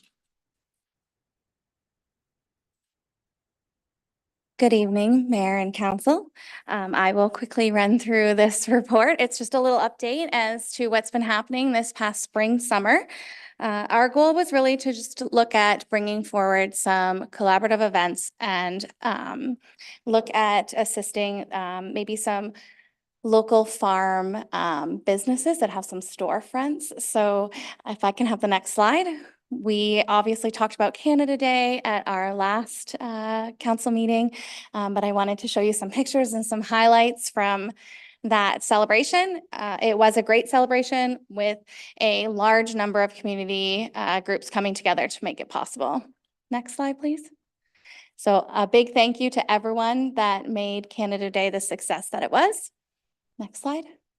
One of the things that we did do is we had a door decorating contest. It was really just to showcase to win an opportunity for us to showcase your storefront or the front of your home or your door on our social media, which we did.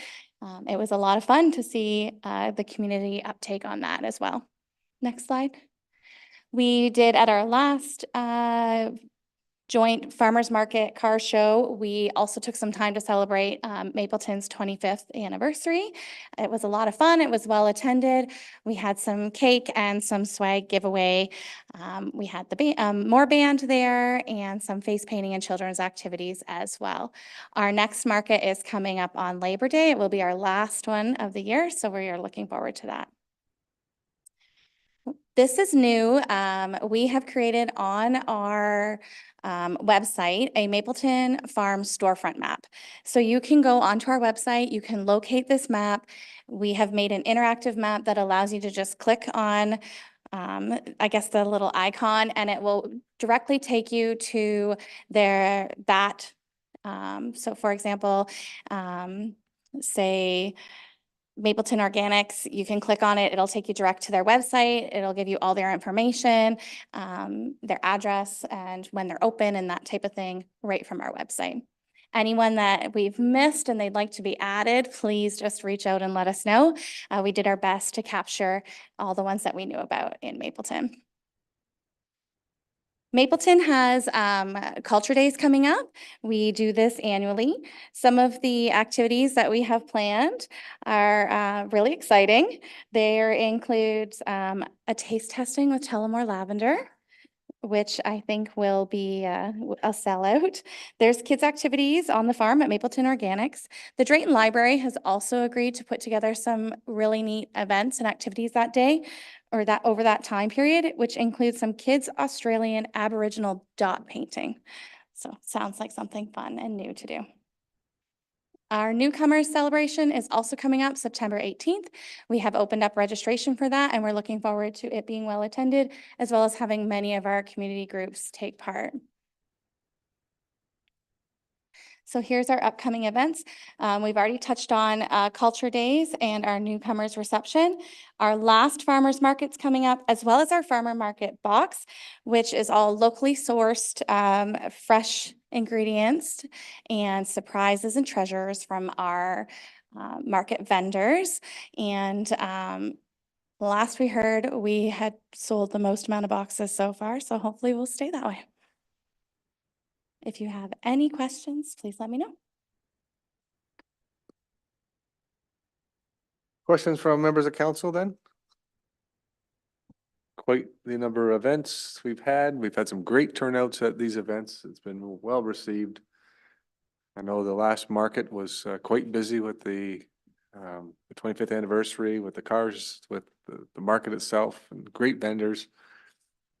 It's just been going on so well. The last two markets have been really quite well received, which is great to see. Any questions or comments besides my own?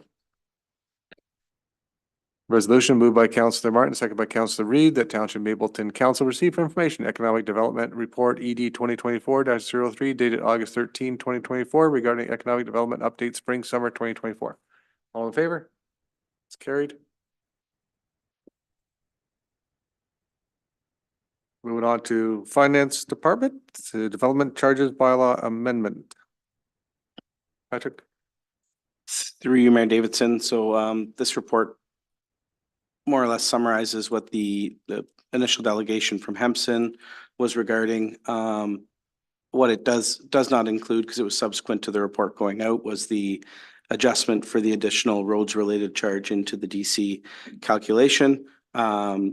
Later on within the agenda package is the actual amending bylaw to be passed, which would come into force and effect immediately. So I'll just make note, I guess, to yourself or to the clerk to make sure when we're reading that bylaw that we reference the table within it has to be amended right to the table that was supplied earlier this evening by the consultant. So this will conclude the DC study process, and these DCs would come into effect, like I said, immediately upon approval. Any questions on this from council? Councilor Martin? Yeah, I got 3. Do you want them all at once or one by one? One at a time. Okay, so wind turbines. So I believe that council still has a resolution on file that we are an unwilling host. that the wind turbines that are built are currently exist predate that resolution. So while I know that it was kind of just an omission that this wasn't, you know, inputted the last, like with this current draft, I would suggest that we won't support any new erections of said, wind turbines. And so what would be the need for, yep. Go ahead. Sure. Through you, Mayor Davidson, I think it would make sense to continue, the bylaw, outlast the life of a term of council. It's subject to be updated on a regular basis. I think it doesn't hurt to keep it within the bylaw should a council down the road wish to entertain them. We have the charge there and don't have to open up the bylaw to add it in. Question 2?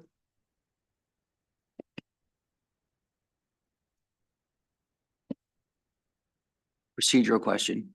So this amendment to the DC bylaw is only speaking specifically to now the inclusion of the wind turbine. If I further go down, I just pulled it up for you, Councilor Martin. And rate what it says here is a bylaw to amend bylaw 2024-033, a bylaw to establish development charges for the Corporation of Township of Mapleton. Doesn't specifically say any changes. Go ahead. Sure. I'd just add within the bylaw itself, it does specify the exact table that the bylaw be amended to include table 1 as noted in the bylaw, and that table 1 is what's going to include the wind turbines and the additional roads allocation. That's what you're approving tonight. Third question? Yeah, so that means I won't be talking about the PMD's inclusion into the DC bylaw. But around the roads, the 450,000 added on to this. I would like to consider alternative source of funding rather than the DC charges. Do you could we contemplate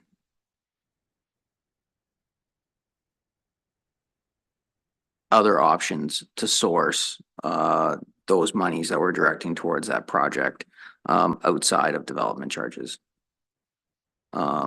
It's really it is growth related. We all agree on that. But it's growth that we wouldn't necessarily be pursuing, or a project we wouldn't necessarily be pursuing without the current project that's being proposed on that site. So whether that's, you know, coming out of the levy, whether it's through reserves, whether it's through surpluses, is there another alternative source of funding? Because I believe the impact is roughly, what do we calculate, $600 to a single family dwelling? Sorry? 596. I was close, right? So there is an impact. Mr. Kelly? Sure. I think with direction from council, the option still exists for staff to explore alternative methods of funding that road portion.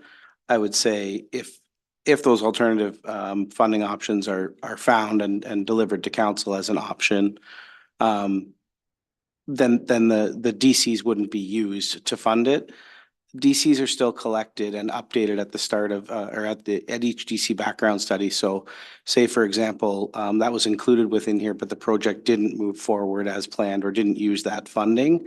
That surplus amount that wasn't allocated rolls into the next DC background study as a credit, meaning we wouldn't have to collect as much on the next round of DC study. So I would, through my opinion, I would recommend continuing to keep it in there as a placeholder. Should other avenues not become available, at least we do have a funding source available, but a direction to staff to look at alternative approaches to fund. We could take that direction and bring it forward as part of this year's budget process. Mr. Martin? Something you can be agreeable to, or? Okay. Any other questions or comments?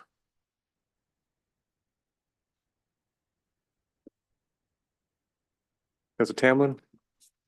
just to follow up from, through your mayor, follow up with councillor Martin. As far as what are the implications for, like, we could agree to the wind turbine amendment. I mean, that's not relevant right now either. Like, what is the negative of deferring this bylaw for the development charges? Because of the increase as well, I think, to explore the different methods of funding, like Councillor Martin suggested, to do that first rather than add that 600 on. Now, is So that you're possible? you're asking to defer this decision on this tonight until staff Until come we- back? Yeah. Is there? Mr. Kelly, you have any comments to that? Oh, yeah, certainly, staff would be of the opinion that the funding needs to be in place, one way or another. I would think, as per the consultant's recommendation as well, us moving forward with the passing of this amending bylaw. We've went through the significant work of the background study. We've went through multiple meetings now with the original bylaw passage and this amendment. Deferring, I guess, provides additional time, but staff can still look into options outside of the DC to fund it. And if they're available, like I said, that stays as a surplus within the DC that gets rolled into the next study. The money doesn't disappear. It doesn't get collected for no reason. There's going to be future growth needs for that DC funding, regardless of whether it went to the specific project. So staff would be of the opinion that the information put before you tonight is reasonable, and we would support it being approved tonight. But if the option is to defer, you would forego those changes or increases in the DC rate until the full approval happens.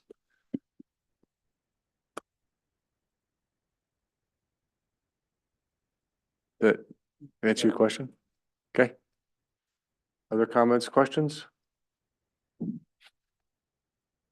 Resolution moved by Council Reed, moved by second by Councilor Martin, that Township Mapleton Council receive for information finance report FIN 2024-16 regarding development charges bylaw amendment. Councilor Martin? Yeah, I think, just to piggyback on Councillor Martin, Tamlin, I'll make a motion to defer to the next meeting at council. I don't think we're gonna be out a ton of revenue in that period of time. This decision around all this is happening in a matter of hours, and for some options, I think would be it could be helpful. Mr. Martin, so you might be a little premature because this is just received for information for this report, and you're thinking of deferring the bylaw that's later on in the agenda. Okay, so we'll come back to that when we have that piece in there. Thank you. So any other questions on this receive for information? All in favor? Carried.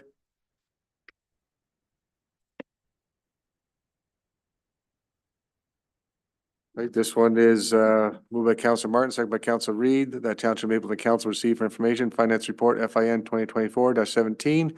That council pre-approve funding in the amount of $30,935 to be sourced from the 2025 capital program for plumbing and HVAC works at PMD Arena. Does council have any questions on this report? Go ahead, Councilor Tamlin. Yeah, through you, Mayor, is a question for Jamie.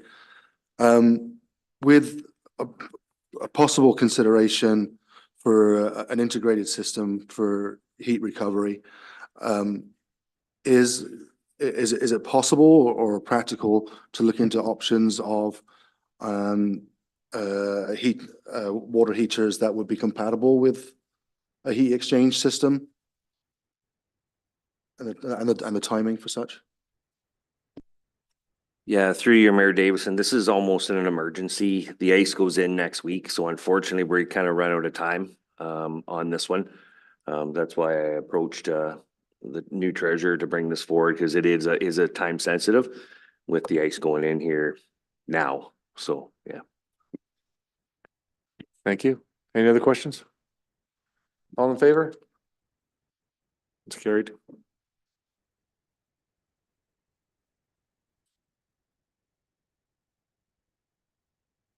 Moved on to resolution 9.4.3. This is a long one. I'll read it to you.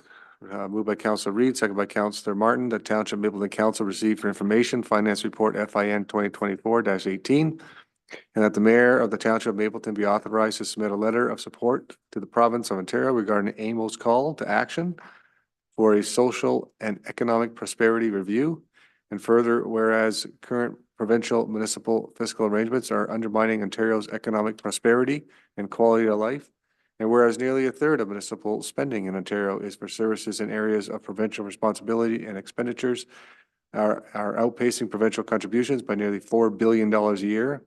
And whereas municipal revenues such as property taxes do not grow with the economy or inflation, and whereas unprecedented population and housing growth will require significant investments in municipal infrastructure, and whereas municipalities are being asked to take on complex health and social challenges like homelessness, supporting asylum seekers, and addressing the mental health and addictions crisis, and whereas inflation, rising interest rates, and provincial policy decisions are sharply constraining municipal financial capacity, and whereas the province can and should invest more in the prosperity of communities, and whereas municipalities and the provincial government have a strong history of collaboration, therefore be it resolved that the province of Ontario commit to undertaking with the Association of Municipalities of Ontario a comprehensive social and economic prosperity review to promote the stability and sustainability of municipal finances across Ontario, and further that a copy of this motion be sent to the Premier of Ontario, Minister of Municipal Affairs and Housing, the Minister of Finance, and to the Association of Municipalities of Ontario. Mr. Kelly, you got something else to add to that? Very well said. Sorry for the long-winded resolution. It was provided to municipalities from AMO as a draft resolution for support. I think the key piece within this and the message that's in it, it's embedded within the report, but it was in a presentation that I was lucky to give with a member of AMO one time, is the statement that property taxes were never intended to fund systemic social change. A lot of social issues and costs related to social issues are being pushed down to municipalities and even more so pushed down to lower tier municipalities where we don't have tools or funding mechanisms in place to support these. That's not to say that they aren't important issues that all of us see the need to attend to and address. But essentially, with the lack of funding in place in municipalities, councils and staff really can only play an advocacy role in those needs. So this whole review, the provincial municipal fiscal relationship hasn't been reviewed in a significant number of years, is in desperate need of it. AMO's taken up the charge with support from the MFOA to lobby the province and say we need to have a deep conversation, deep dialogue, and open up this fiscal relationship for review so people can understand the mandate of each level of government, and we can ensure that we're working within our mandate and funding what's within our mandate, that the upper tier counties or regions are doing what's within their mandate, and the provinces is what's within their mandate. So a letter's been included within that. It does have some specific examples of the Mapleton situation. I think that always draws a little more attention and helps our case when we're seeking the province for support. So looking forward to council's support for that letter being forwarded on to the various ministries. Thank you. Questions from council? Councilor Martin. My only question, and it's already been answered, was if Mr. Kelly was going to take credit for authoring that our recommendation, and if we're going to get to anticipate that length of resolution moving forward, but he already answered that. If Mr. Kelly's going to have these kind of recommendations all the time, I'm going to let him read them. Any other questions or comments? All in favor? Carried.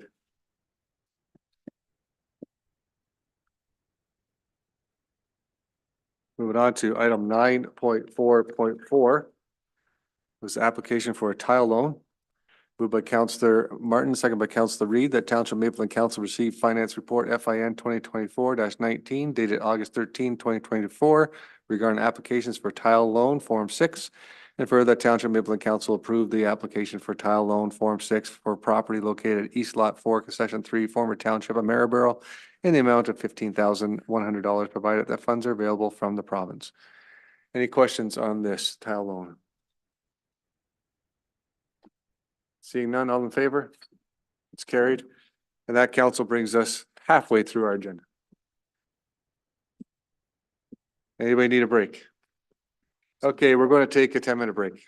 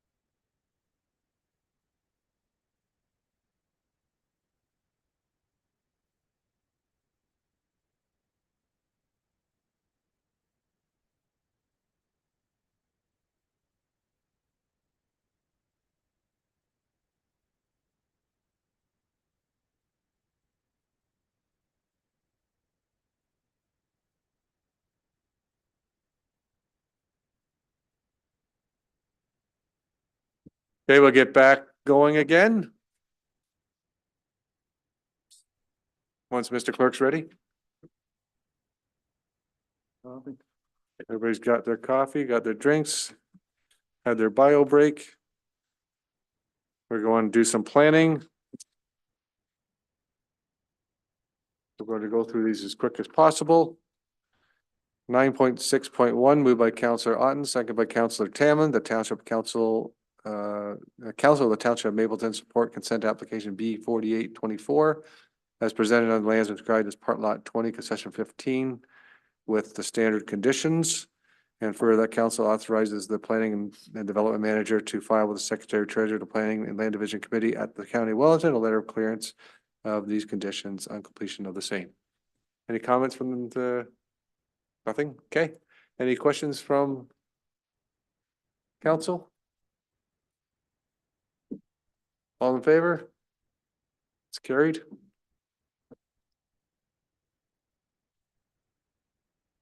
Moving on to 9.6.2.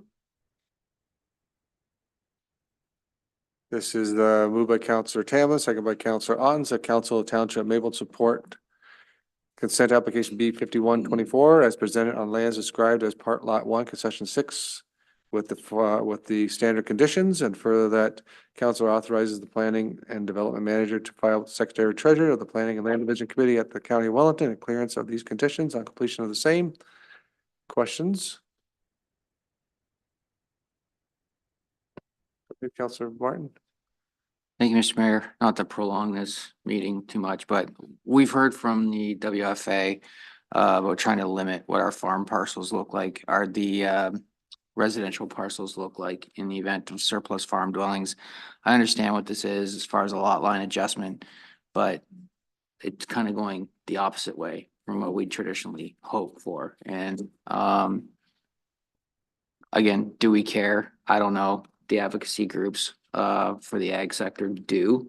But we're seeing these applications repeatedly. I don't know. I'm almost at a point where I give up, right? Because it just seems like advocacy groups are suggesting one thing around the preservation of farmland and then farmers are selling it off, right? So I don't know what the best decision is, but it seems to meet any sort of other planning arguments around it, seems supportive of it. So it just seems interesting.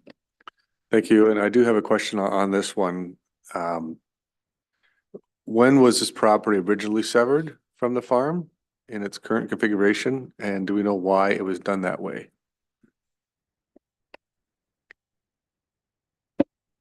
Thank you, Mayor. So this was originally a surplus farm dwelling severance. It was done in 2021. So it's fairly new. And it was done that way. It was following the line of the cropped land. So it was the portion that was severed off follows the area of property that was utilized for the residential portion of it. And it follows the point of agriculture, where agriculture starts and ends. I thought it looked familiar. So the land division committee at the time accepted this configuration. And if I recall correctly, it was about the preservation of the farmland as much as possible. That land division committee at that point was very much into not trying to make a square box, but trying to keep as much farmland as possible in place. So for me, this is 3 years later, and now they're asking for a lot line adjustment to go back to a square configuration, which I believe they asked for, and originally it was not allowed. I could be wrong there, but that's my recollection of this property. Any other questions or comments? Go ahead. I guess this is to the planner. Do you know why they want to do this? Do they want to have room for a shed or something? Or why don't they just square it off evenly with the laneway? Like why add the extra acreage? Through you, Mayor. So when it comes to lot line adjustments, the application form does not provide an option to give an explanation. So oftentimes we don't know, and that's usually, that comes about at the land division hearing. what I've seen in the past, it's usually because most of the time they want to build some kind of a structure and they just want a bit more space on their property because the current property is occupied by the dwelling and the septic and the driveway and what have you. That's oftentimes why, but I'm making an assumption in this case. I don't know. Thank you. Further questions?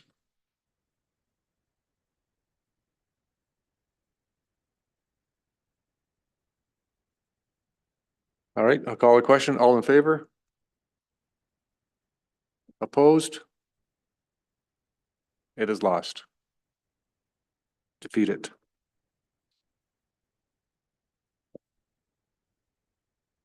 Moved on to item 9.6.3, moved by Councillor Otten, second by Councillor Tamlin. The Council of the Court of the Township of Mapleton's report consent application B 6024 as presented on lands described as Lot 2, Concession 13, with the following conditions. Standard conditions, and further that council authorizes the planning and development manager to file with Secretary Treasurer of the Planning and Land Division Committee at the council to the County of Wellington 11 letter of clearance of the same conditions on completion of the same. Questions on this application?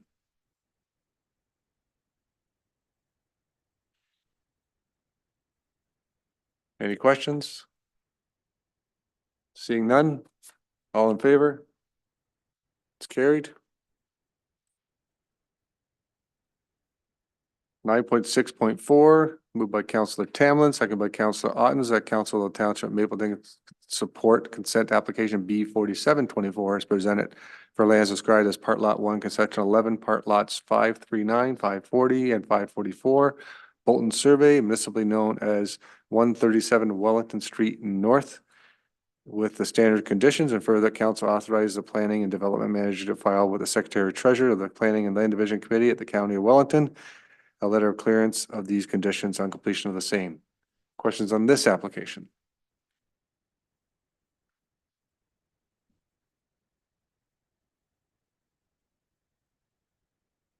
Not seeing any questions. I'll call the question. All in favor?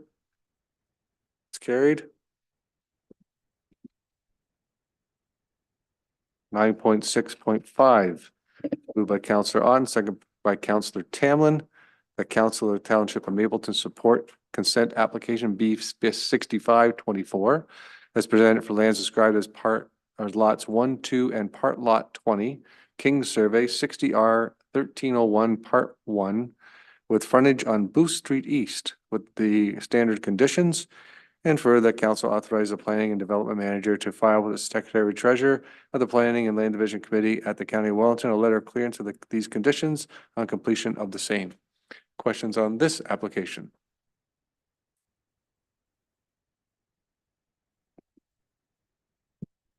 Councillor Martin. Is there a chance we could deal with all these three together? The next one is a deferral. Never mind. Yep.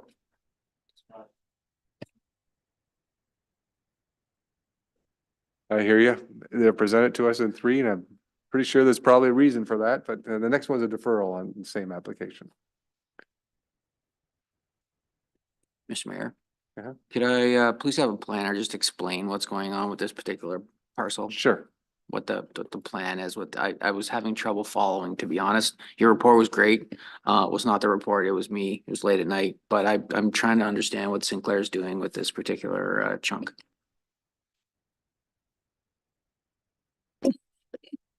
Through you, Mayor. So if council looks at, it's up on the screen, but the figure 1, it kind of explains it. So there's 2 parcels owned by Mr. Sinclair.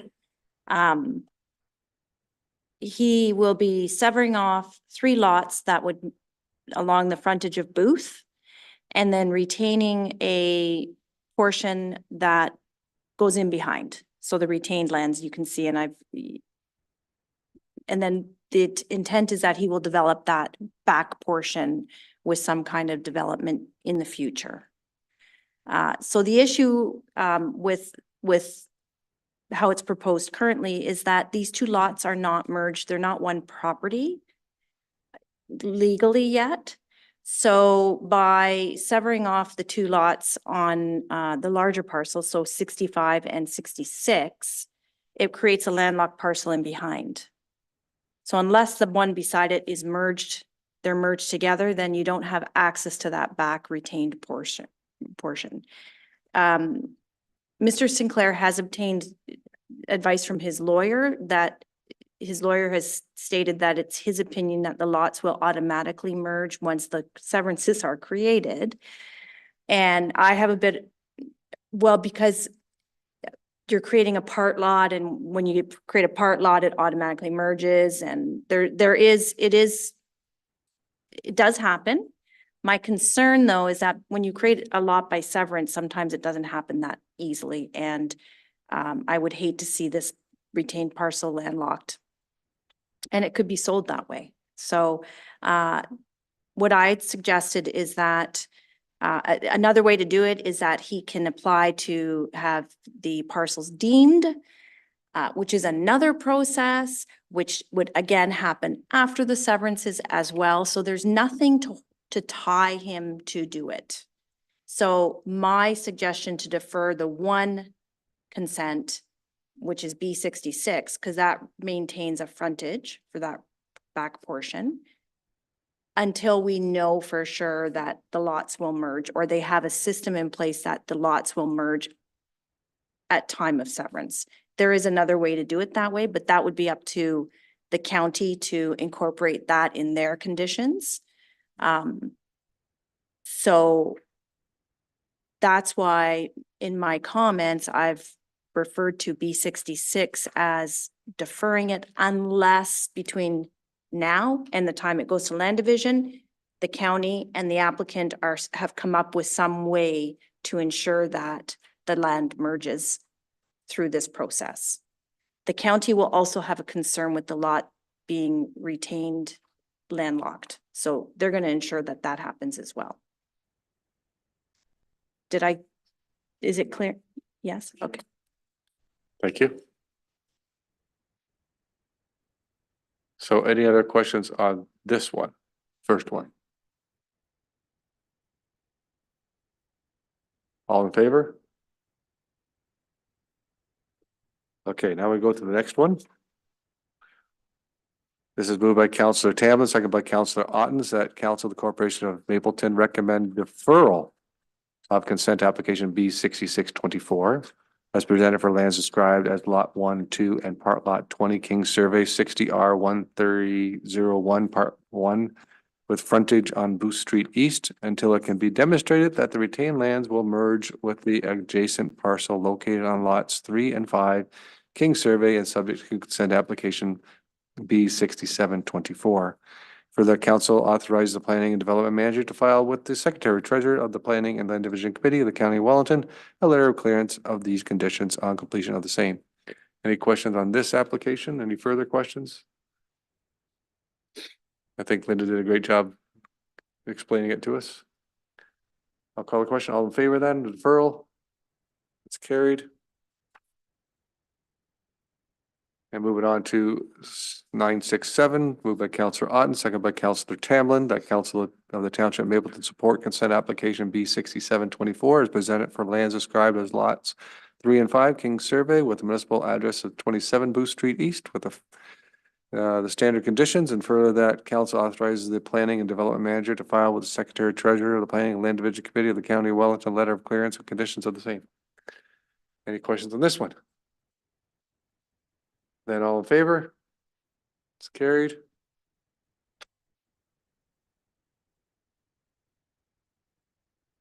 Nine 9.6.8. Moving along here. Let me catch up. Official plan amendment.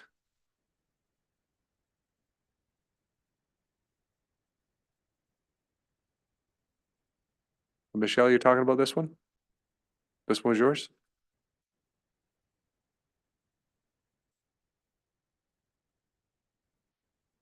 Thank you, Mayor. May I make a request first before I speak to this report? Can we please go back to the the one that was defeated, the consent that was defeated. I don't remember the number now off the top of my head.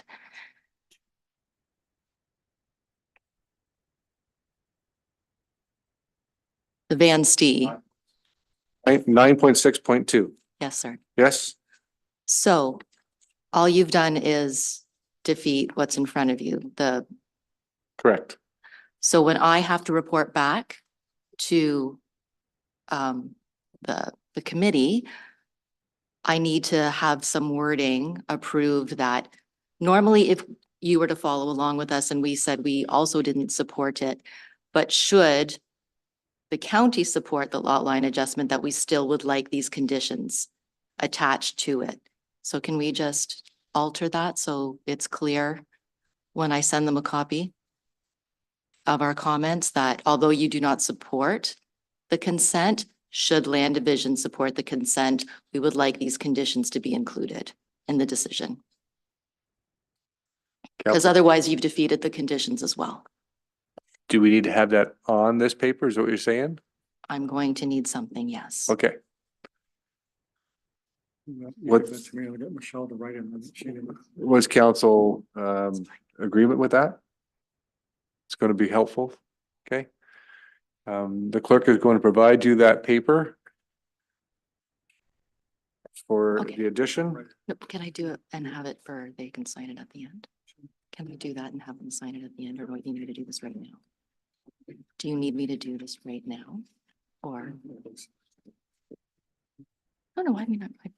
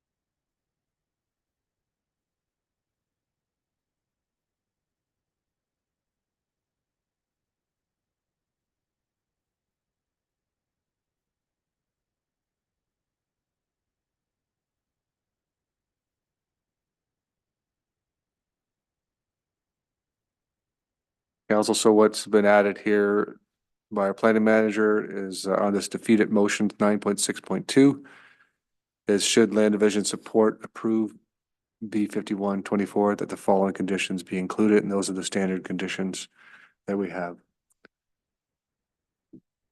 Anybody opposed to this, adding this condition? Okay. Thank you.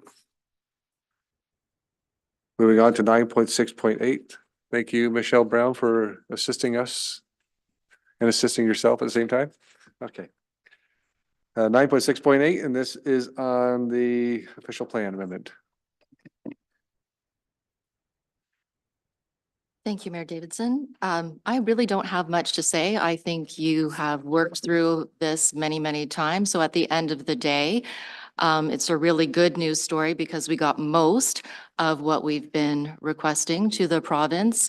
I won't bore you with back and forth with 119, 119.2, back to 119, 3 times over, not being included in 120, then being potentially included in 123. And lo and behold, we get the notice that magically 120 has now officially been amended, and we've now expanded our border for being able to move forward with a good number of our residential applications. So they are waiting, have been waiting very patiently. All in all, I think we've technically only had to wait about a year compared to the 3 from the previous official plan amendments that have gone forward. I've still put forward the request to the province that we would like the remainder that we've requested, mainly because on that other section where the potential school is supposed to go, that land, it would be quite helpful to have that included in there, and will make good sense and making our infrastructure planning hopefully a lot easier and more efficient. And the same with the extra piece that we had requested, and by we, I mean a council, of course, for the industrial area, because again, although not our immediate plan, the long-term goal is to ideally create a bypass so we can stop all of our large trucks from going through our downtown core, which will only make that much more sense the greater our population, which is going to double in the very near future once we have allocation in place. Normally, we would not get an update on this report, and I'm not speaking to 120, anything beyond the good news story for Mapleton, because it's not had an opportunity to go through planning committee and then county council, and then we get an update. Because like us, they've taken a month off, so that won't be coming back to you on a full report until most likely September. And they'll have the opportunity to update the official plan and put our new boundary in. Thank you.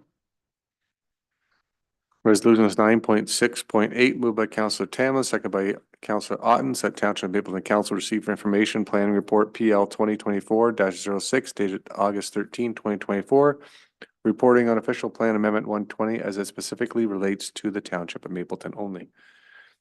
Questions, comments? I'm really glad to see this finally come to fruition. There's been a lot of blood, sweat, and tears from a lot of staff over this. A lot of going back and forth. I know Michelle's been really onto this file. No questions? All in favor? It's carried. 6-9 is your friend. 9.69 is Michelle's going to speak on that in just 1 second. In the meantime,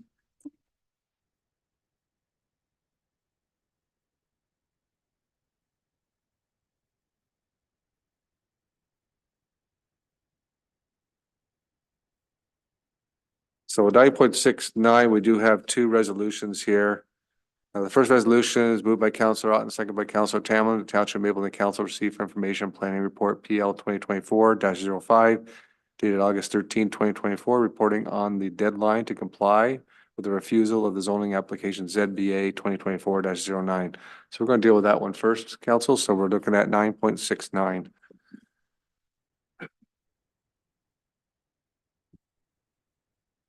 Go ahead, Michelle. Thank you.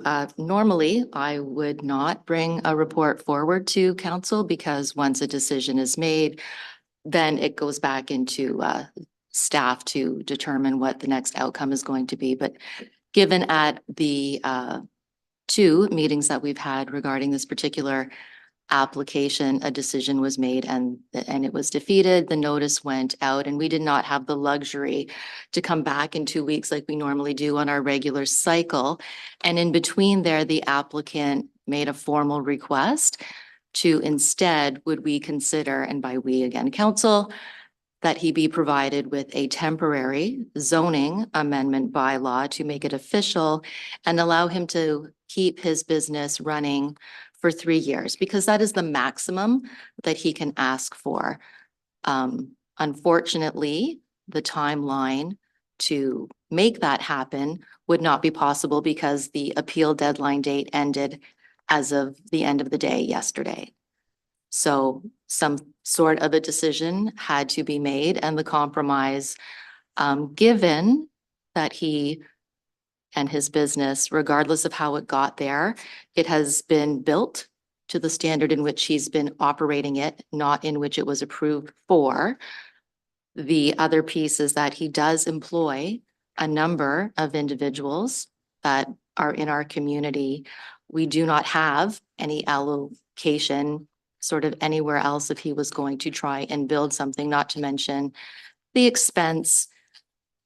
And we did say through, some recommendations from council members that we have a pretty good team here, and hopefully that there is a way that we could continue to work together to try and come up with an alternative solution.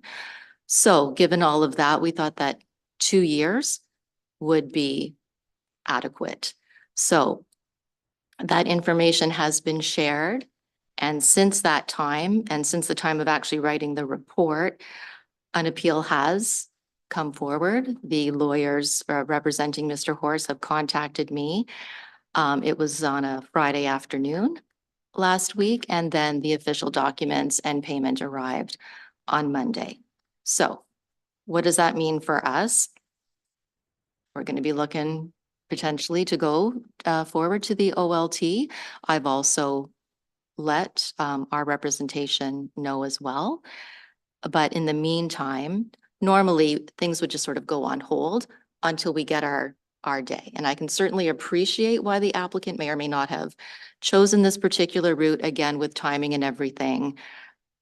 If we were to say to the gentleman, you've got 60 days to relocate and shut everything down, this would have been the only alternative to try and buy perhaps some more time. We've already agreed to work with him. He has not reached out to me since I've let him know about the 2-year timeline. Our bylaw officer will be presenting him with a letter of contravention with a 2-year date to bring it into compliance from the date that the letter is provided, which will go out before the end of this week. In the meantime, we will prep for what we need to prep for, but there's also the possibility that we will come up with an alternative solution before this goes anywhere else. Thank you. Questions from council, the planning manager?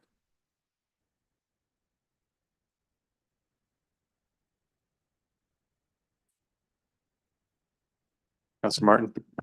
Thank you. So through you, Mr. Mayor, so the purpose of this report is just to tell us what decision has been made, or is it asking for direction on what decision to make? Thank you, Councillor Martin, through you, Mayor Davidson. Nope, just as the recommendation says, it's for you to receive for information.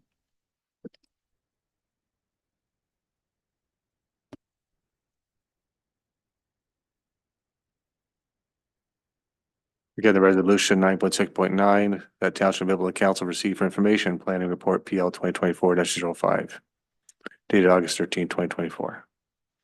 Reporting on the deadline to comply with the refusal of zoning application, ZBA 2024-09, moved by Councillor Otten, second by Councillor Tamlin.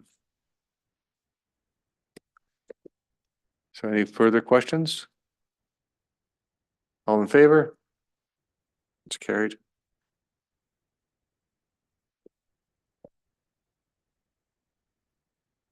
We have the second resolution here, same under 9.6.9, moved by Councillor Otten, second by Councillor Tamlin, that Township of Mapleton Council received for information appeal form received from Kramer LLP on August 12th, 2024, representing a notice of appeal served upon the Township of Mapleton pursuant to Ontario Land Tribunal rules regarding a notice of refusal of a zoning bylaw amendment for application ZBA 2024-09, subject property, West Part Lot 15, concession 14, 7433 Wellington Road 7. So this is again receiving for information. All in favor? It's carried.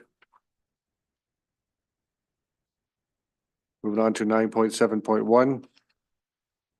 This has to do with the sodden drain, moved by Councillor Tamlin, second by Councillor Ottens. The Township of Mapleton Council received for information Public Works Report PW 2024-14 dated August 13, 2024 regarding the tender recommendation for RFT 2024-07 sodden drain improvement 2024, and that the low bid submitted by Van Gorp Drainage and Excavating in the amount of $54,750 plus $7,117.50 HST for a total amount of $61,867.50 be awarded the contract for the construction of this project, and further that Township Mapleton Council direct staff to notify the assessed owners that the tender has been awarded and the proposed starting date proposed by the contractor. Any questions on this report?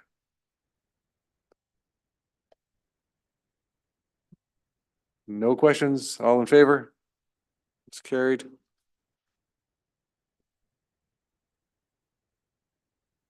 Nine point 7.2, moved by Councillor Otten, second by Councillor Tamlin. The Township of Mapleton Council received Public Works Report PW 2024-15 dated August 13, 2024 regarding the final ice allocation policy, and that the ice allocation policy be approved by council, and that the ice allocation policy be included in the Township of Mapleton Policy Manual as of August 13, 2024. Jamie, I'm throwing it over to you. Thank you, Mayor Davison. No changes. This went to the Parks and Rec Committee, previously, came to council for approval. The changes that council and the Parks and Rec Committee recommended were put in there, and this was just to take the draft off it. We have had a few questions from some of the user groups, and Amy's been answering those questions, and it'll probably be a living document with some updates in that when we review it yearly, but no, it was exactly how council has approved it without the draft. Any further questions on the ice allocation policy from council today?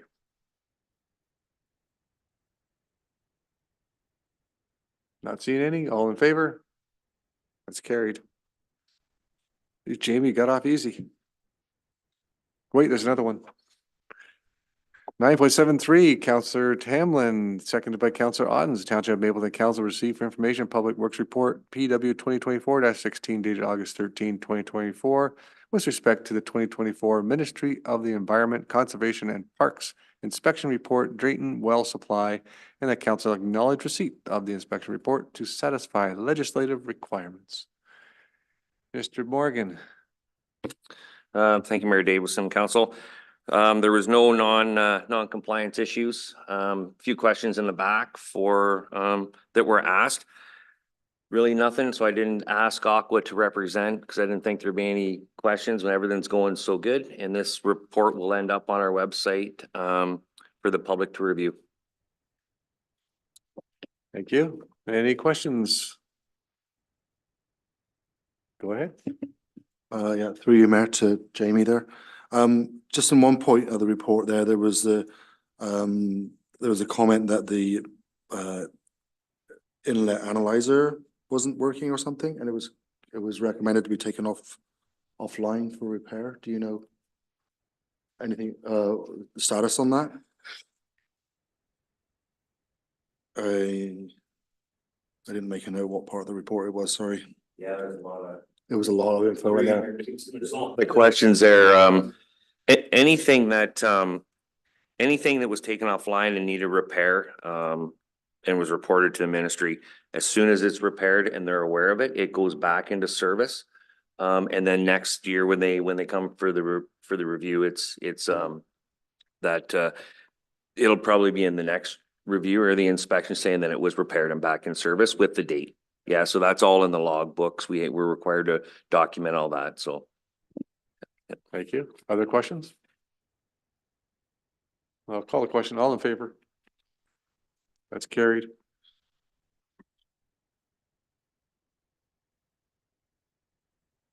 Now we're at the rec report. Moved by Councillor Otten, second by Councillor Tamlin, that recreation report REC 2024-04 dated May dated August 13, 2024 regarding Recreation Department update be received for information. Go ahead, Amy. Through you, Mayor to Council. The Recreation Department has been very busy over the spring, summer season. We expanded our picnic table project, as you're aware, to include the Community Christian School as well as Maryborough Public School. It was really exciting to see what they created, and those tables can be found in our local parks, typically at Centennial Park and at the Moorfield Park, but I believe they were moved for the fair. So if you want to see them, you might have to check out the fairgrounds. We are in the middle of Mapleton Summer Bingo. Sorry, next slide, please, Maggie. Which will be wrapping up shortly. It's been fairly well received, and we are looking forward to watching the last few photos and activities come in. Next one, Maggie. Thank you. Lunch Legends has been a huge success at our summer camp program this year. We were able to reach out to our community groups and have lunches sponsored through different organizations. The parents are absolutely loving it, and the kids seem to be enjoying it. It's helping us provide nutritious lunches for everybody that attends our summer camp program. So a huge thank you to those community partners that helped make that happen. Hopefully we'll be able to continue that next year as well. Our Empower Her Day is coming up. We are really looking forward to this initiative. It's for girls ages 13 to 16, and it will be happening next week, actually at the PMD Arena. Again, we partnered with many businesses to make this happen for our local girls. We're looking forward to a great leadership day for them and just a day to empower them. We're also looking forward to our 2 female counselors assisting us with that event. And there is still some space available. So if anyone is interested, they can reach out. We're happy to help them register and send along any information. So a quick look at what's sort of been happening at summer camp this year. These have been our camp themes for week 1 to 4. You can go to the next slide. And then 4 to 5, we have 1 camp week left next week, and there is a few spaces remaining. So if anyone would like to register for next week's summer camp, they can do so online or reach out to us here at the office. So we are transitioning, the courts have already been moved actually to the hall now that the ice is going in for pickleball, adult pickleball. It continues to be a highlight for many people in Mapleton, and we are struggling at times to meet the demand that the pressure is putting on staff and the facility. So we are going to continue to come up with some different solutions and present them to you at in September at one of the next council meetings. We are also working closely with our neighboring municipalities to collaboratively see what they're doing and what's working for them and what's not. We are noticing that we are all finding that everyone's really excited about pickleball, but maybe we are all finding the same sort of struggles to meet the demand and how we can move forward with it in a way that works out. And our before and after school program, believe it or not, next week, parents will be getting all of their packages with all their updated information. Enrollment happened way back in the spring. It is full. The spaces are spoken for, and we are looking forward to moving forward into a new school year for 2024-2025. And I think that's it. Thank you. All right. So the resolution here is moved by Councillor Otten, second by Councillor Tamlin, and I read it already. Questions then for Amy on this? Maybe we ought to have winter pickleball, so we clear off the courts and just put everybody outside for winter ball.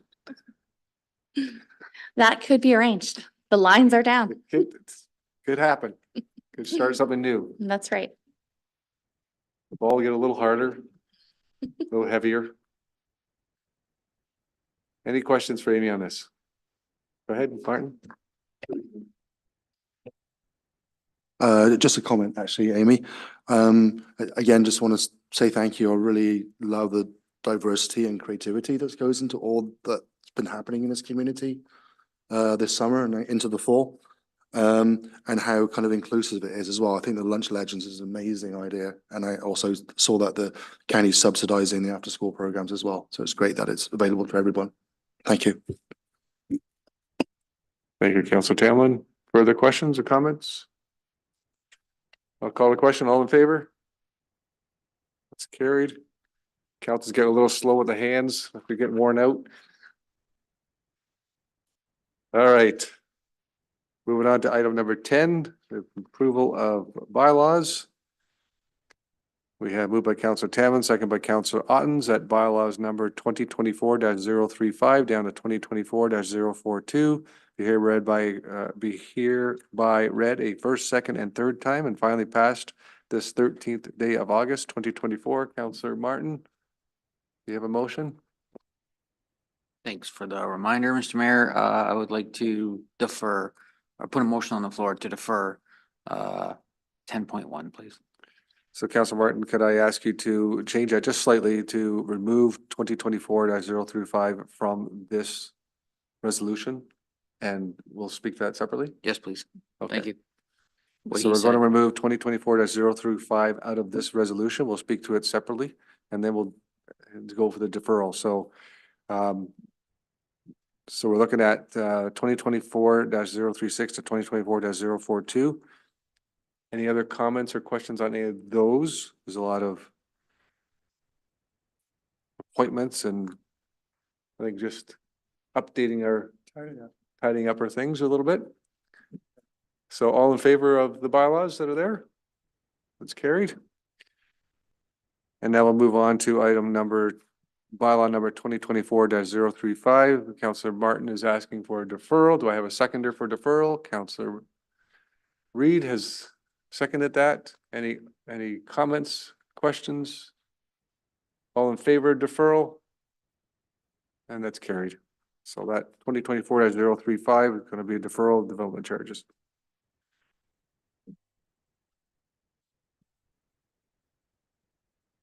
Moving on. Correspondence for council's direction. We do have the 11.1 Minister of Infrastructure, Trevor Fleck, a letter from him. An application submitted to the Housing Enabling Water Systems Fund, the Hughes funding, the decline we had. See, I seem to, get a real dislike for these declines we keep getting. And we do so much work in the background and feel so hopeful, and then we get declined. I know I had a chat with MPP Matt Ray about the Hughes funding. And he's, none of his area received the funding. In fact, there wasn't many rural communities that got the Hughes funding anyway. So they did add more funding. I did send a message to the Premier on this, and we'll keep working to try to get the Hughes funding in the second round. Very hopeful for that. Originally, this was. Yeah. So item number 12, correspondence with council information. We have the annual policy update there, talking about the second intake of the Hughes funding. We have a thank you letter from Minister Flack from the letter we sent out to him on behalf of the township. Anybody wish to speak to any of those 4 items?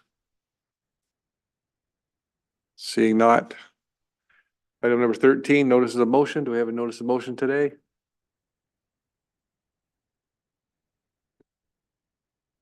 Item number 14, notice of provision.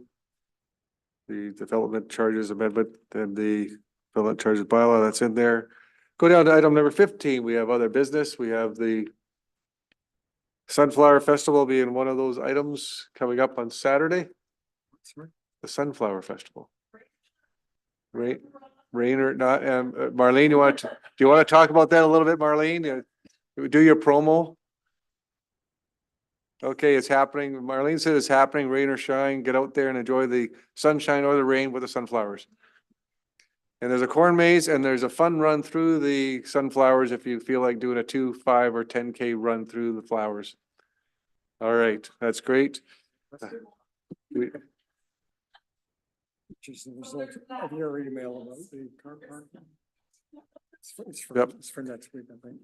And then, of course, we have AMO coming up and there's Councillor Tamlin, Councillor Reed and myself are going with some staff going out there. Councillor Reed is up for election for the rural caucus. So we wish Councillor Reed well in the election for the rural caucus. And we'll get an update back next council meeting. I do have a resolution here in other business. We talked a little bit about this. Moved by Councillor Tamlin, second by Councillor Otten. The township able to council request the CEO to direct the pertinent department head to author a report to council on the subject of the potentiality of expanding. Who wrote this? Potentiality of the parking signage in the villages, including restricted time limit signs and signs advising visitors on the location of municipal parking lots, plus additional free parking signs. There's a lot in there. I think it's all about parking in the downtown core and limiting some parking from no time limit to having a time limit, signage to direct people to where our municipal parking lots are. That's what this is all about. So we had some requests from some businesses to limit the timeline of parking on the county roads in our downtown. So we're going to have staff look at that and see what recommendations they can come up with. Any questions on this? All in favor? Okay, that's carried. Anybody else have other business? Sorry, Okay. Well, it's a long session, isn't it? Councillor Camlin, other business. Yeah, just wondering if there's any update. There was a social media, Mapleton's What Happening, post regarding access to the washrooms at, for the ball diamonds and vandalism and all that kind of. Mr. Morgan. Is there an update on that? Mr. Morgan, it's all yours.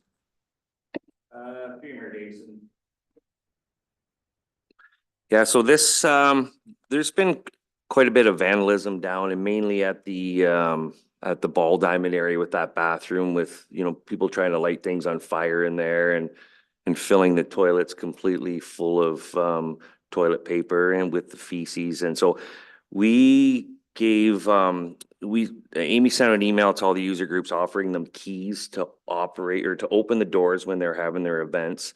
The Ag Society took a key. Friday night baseball, men's baseball did not. Yeah, they were fine without.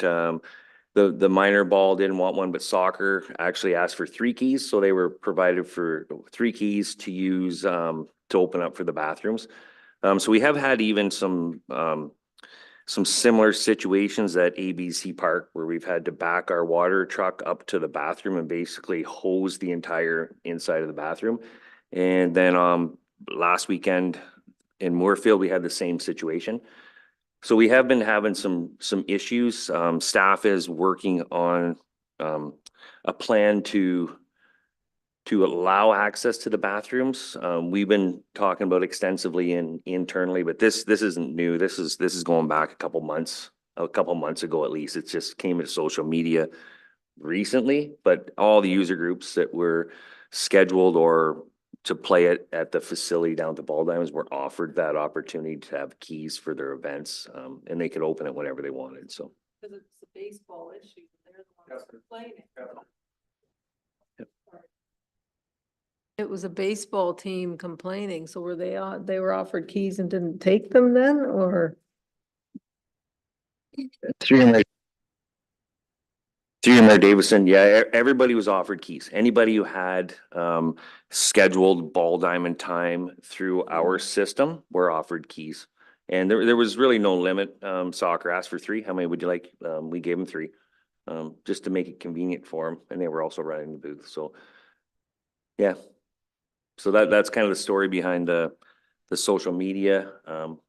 You never really get the full story on that. So this isn't new. This is months ago that we discussed the vandalism and stuff. So. Thank you, Mr. Morgan. Hey, go ahead. Our church has our doors on an automatic lock, so it opens automatically at 9 in the morning and locks at 9 at night or whatever, because people like to come and go. And so is that a possibility? Is the vandalism happening overnight? Yeah, through Mayor Davison, we would assume the vandalism is happening overnight, and CAO Barron has already mentioned about the time locks. So that's something we would look at too. We could also offer up, maybe put another porta potty down there. There is one over by the playgrounds, but we can also offer that service. So time lock is one thing we are definitely looking at to close it down at night after everything's over. Thank you. I know also, you know, the people were saying there was no washrooms available, but we did have one down there. It's by the playground. All right. Anything else for other business? I got a 30-second one, so we can still get you out on your deadline. Okay. Public RV dumping station. So I had a real interesting, was never anything that really hit my radar before, but I had a really interesting conversation with a gentleman. And apparently we've had some options in the past around the Ag Hall in Drayton that is no longer available. He indicated what some of the local options are, and none of you want to hear about them, especially you. And so he was wondering if, you know, perhaps we could look at an option. You know, RVers are apparently more than willing to pay to dump. No real local options. We got a ton of people with RVers here, like we've all seen. Some of the campgrounds out further. They hit up on their way back from the beach or whatever to dump. McPhail's, I think, has one, but, perhaps something to look at. Wouldn't necessarily have to be in town, maybe something, I don't know, out of the way, closer to our actual septic or water system. So maybe just something to explore. I don't know any of the details around it, what it looks like. Other than that, they all appreciate when the person before them cleans.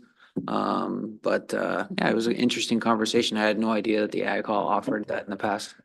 Yeah, the Ag Hall did have one in the past. I think they had to decommission it for whatever reasons. So Jamie?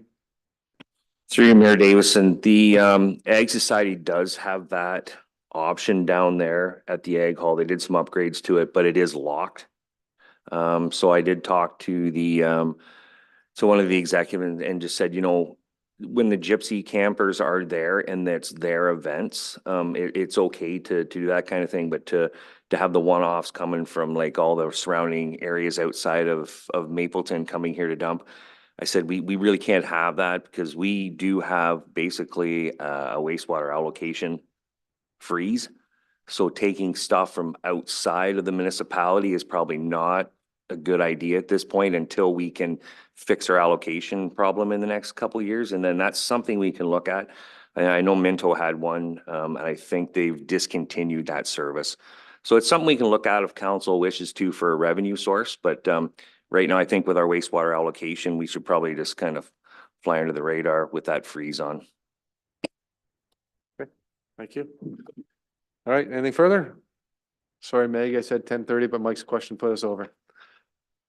Resolution 17.1, moved by Councillor Tamlin, second by Councillor Ottens, that bylaw number 2024-043, being a bylaw to confirm all actions and proceedings of the council of the corporation of Township of Maple to be hereby read a first, second, third time and signed by the mayor and clerk and sealed with the corporate seal. All in favor? Done, we're adjourned. 10:33, it just changed.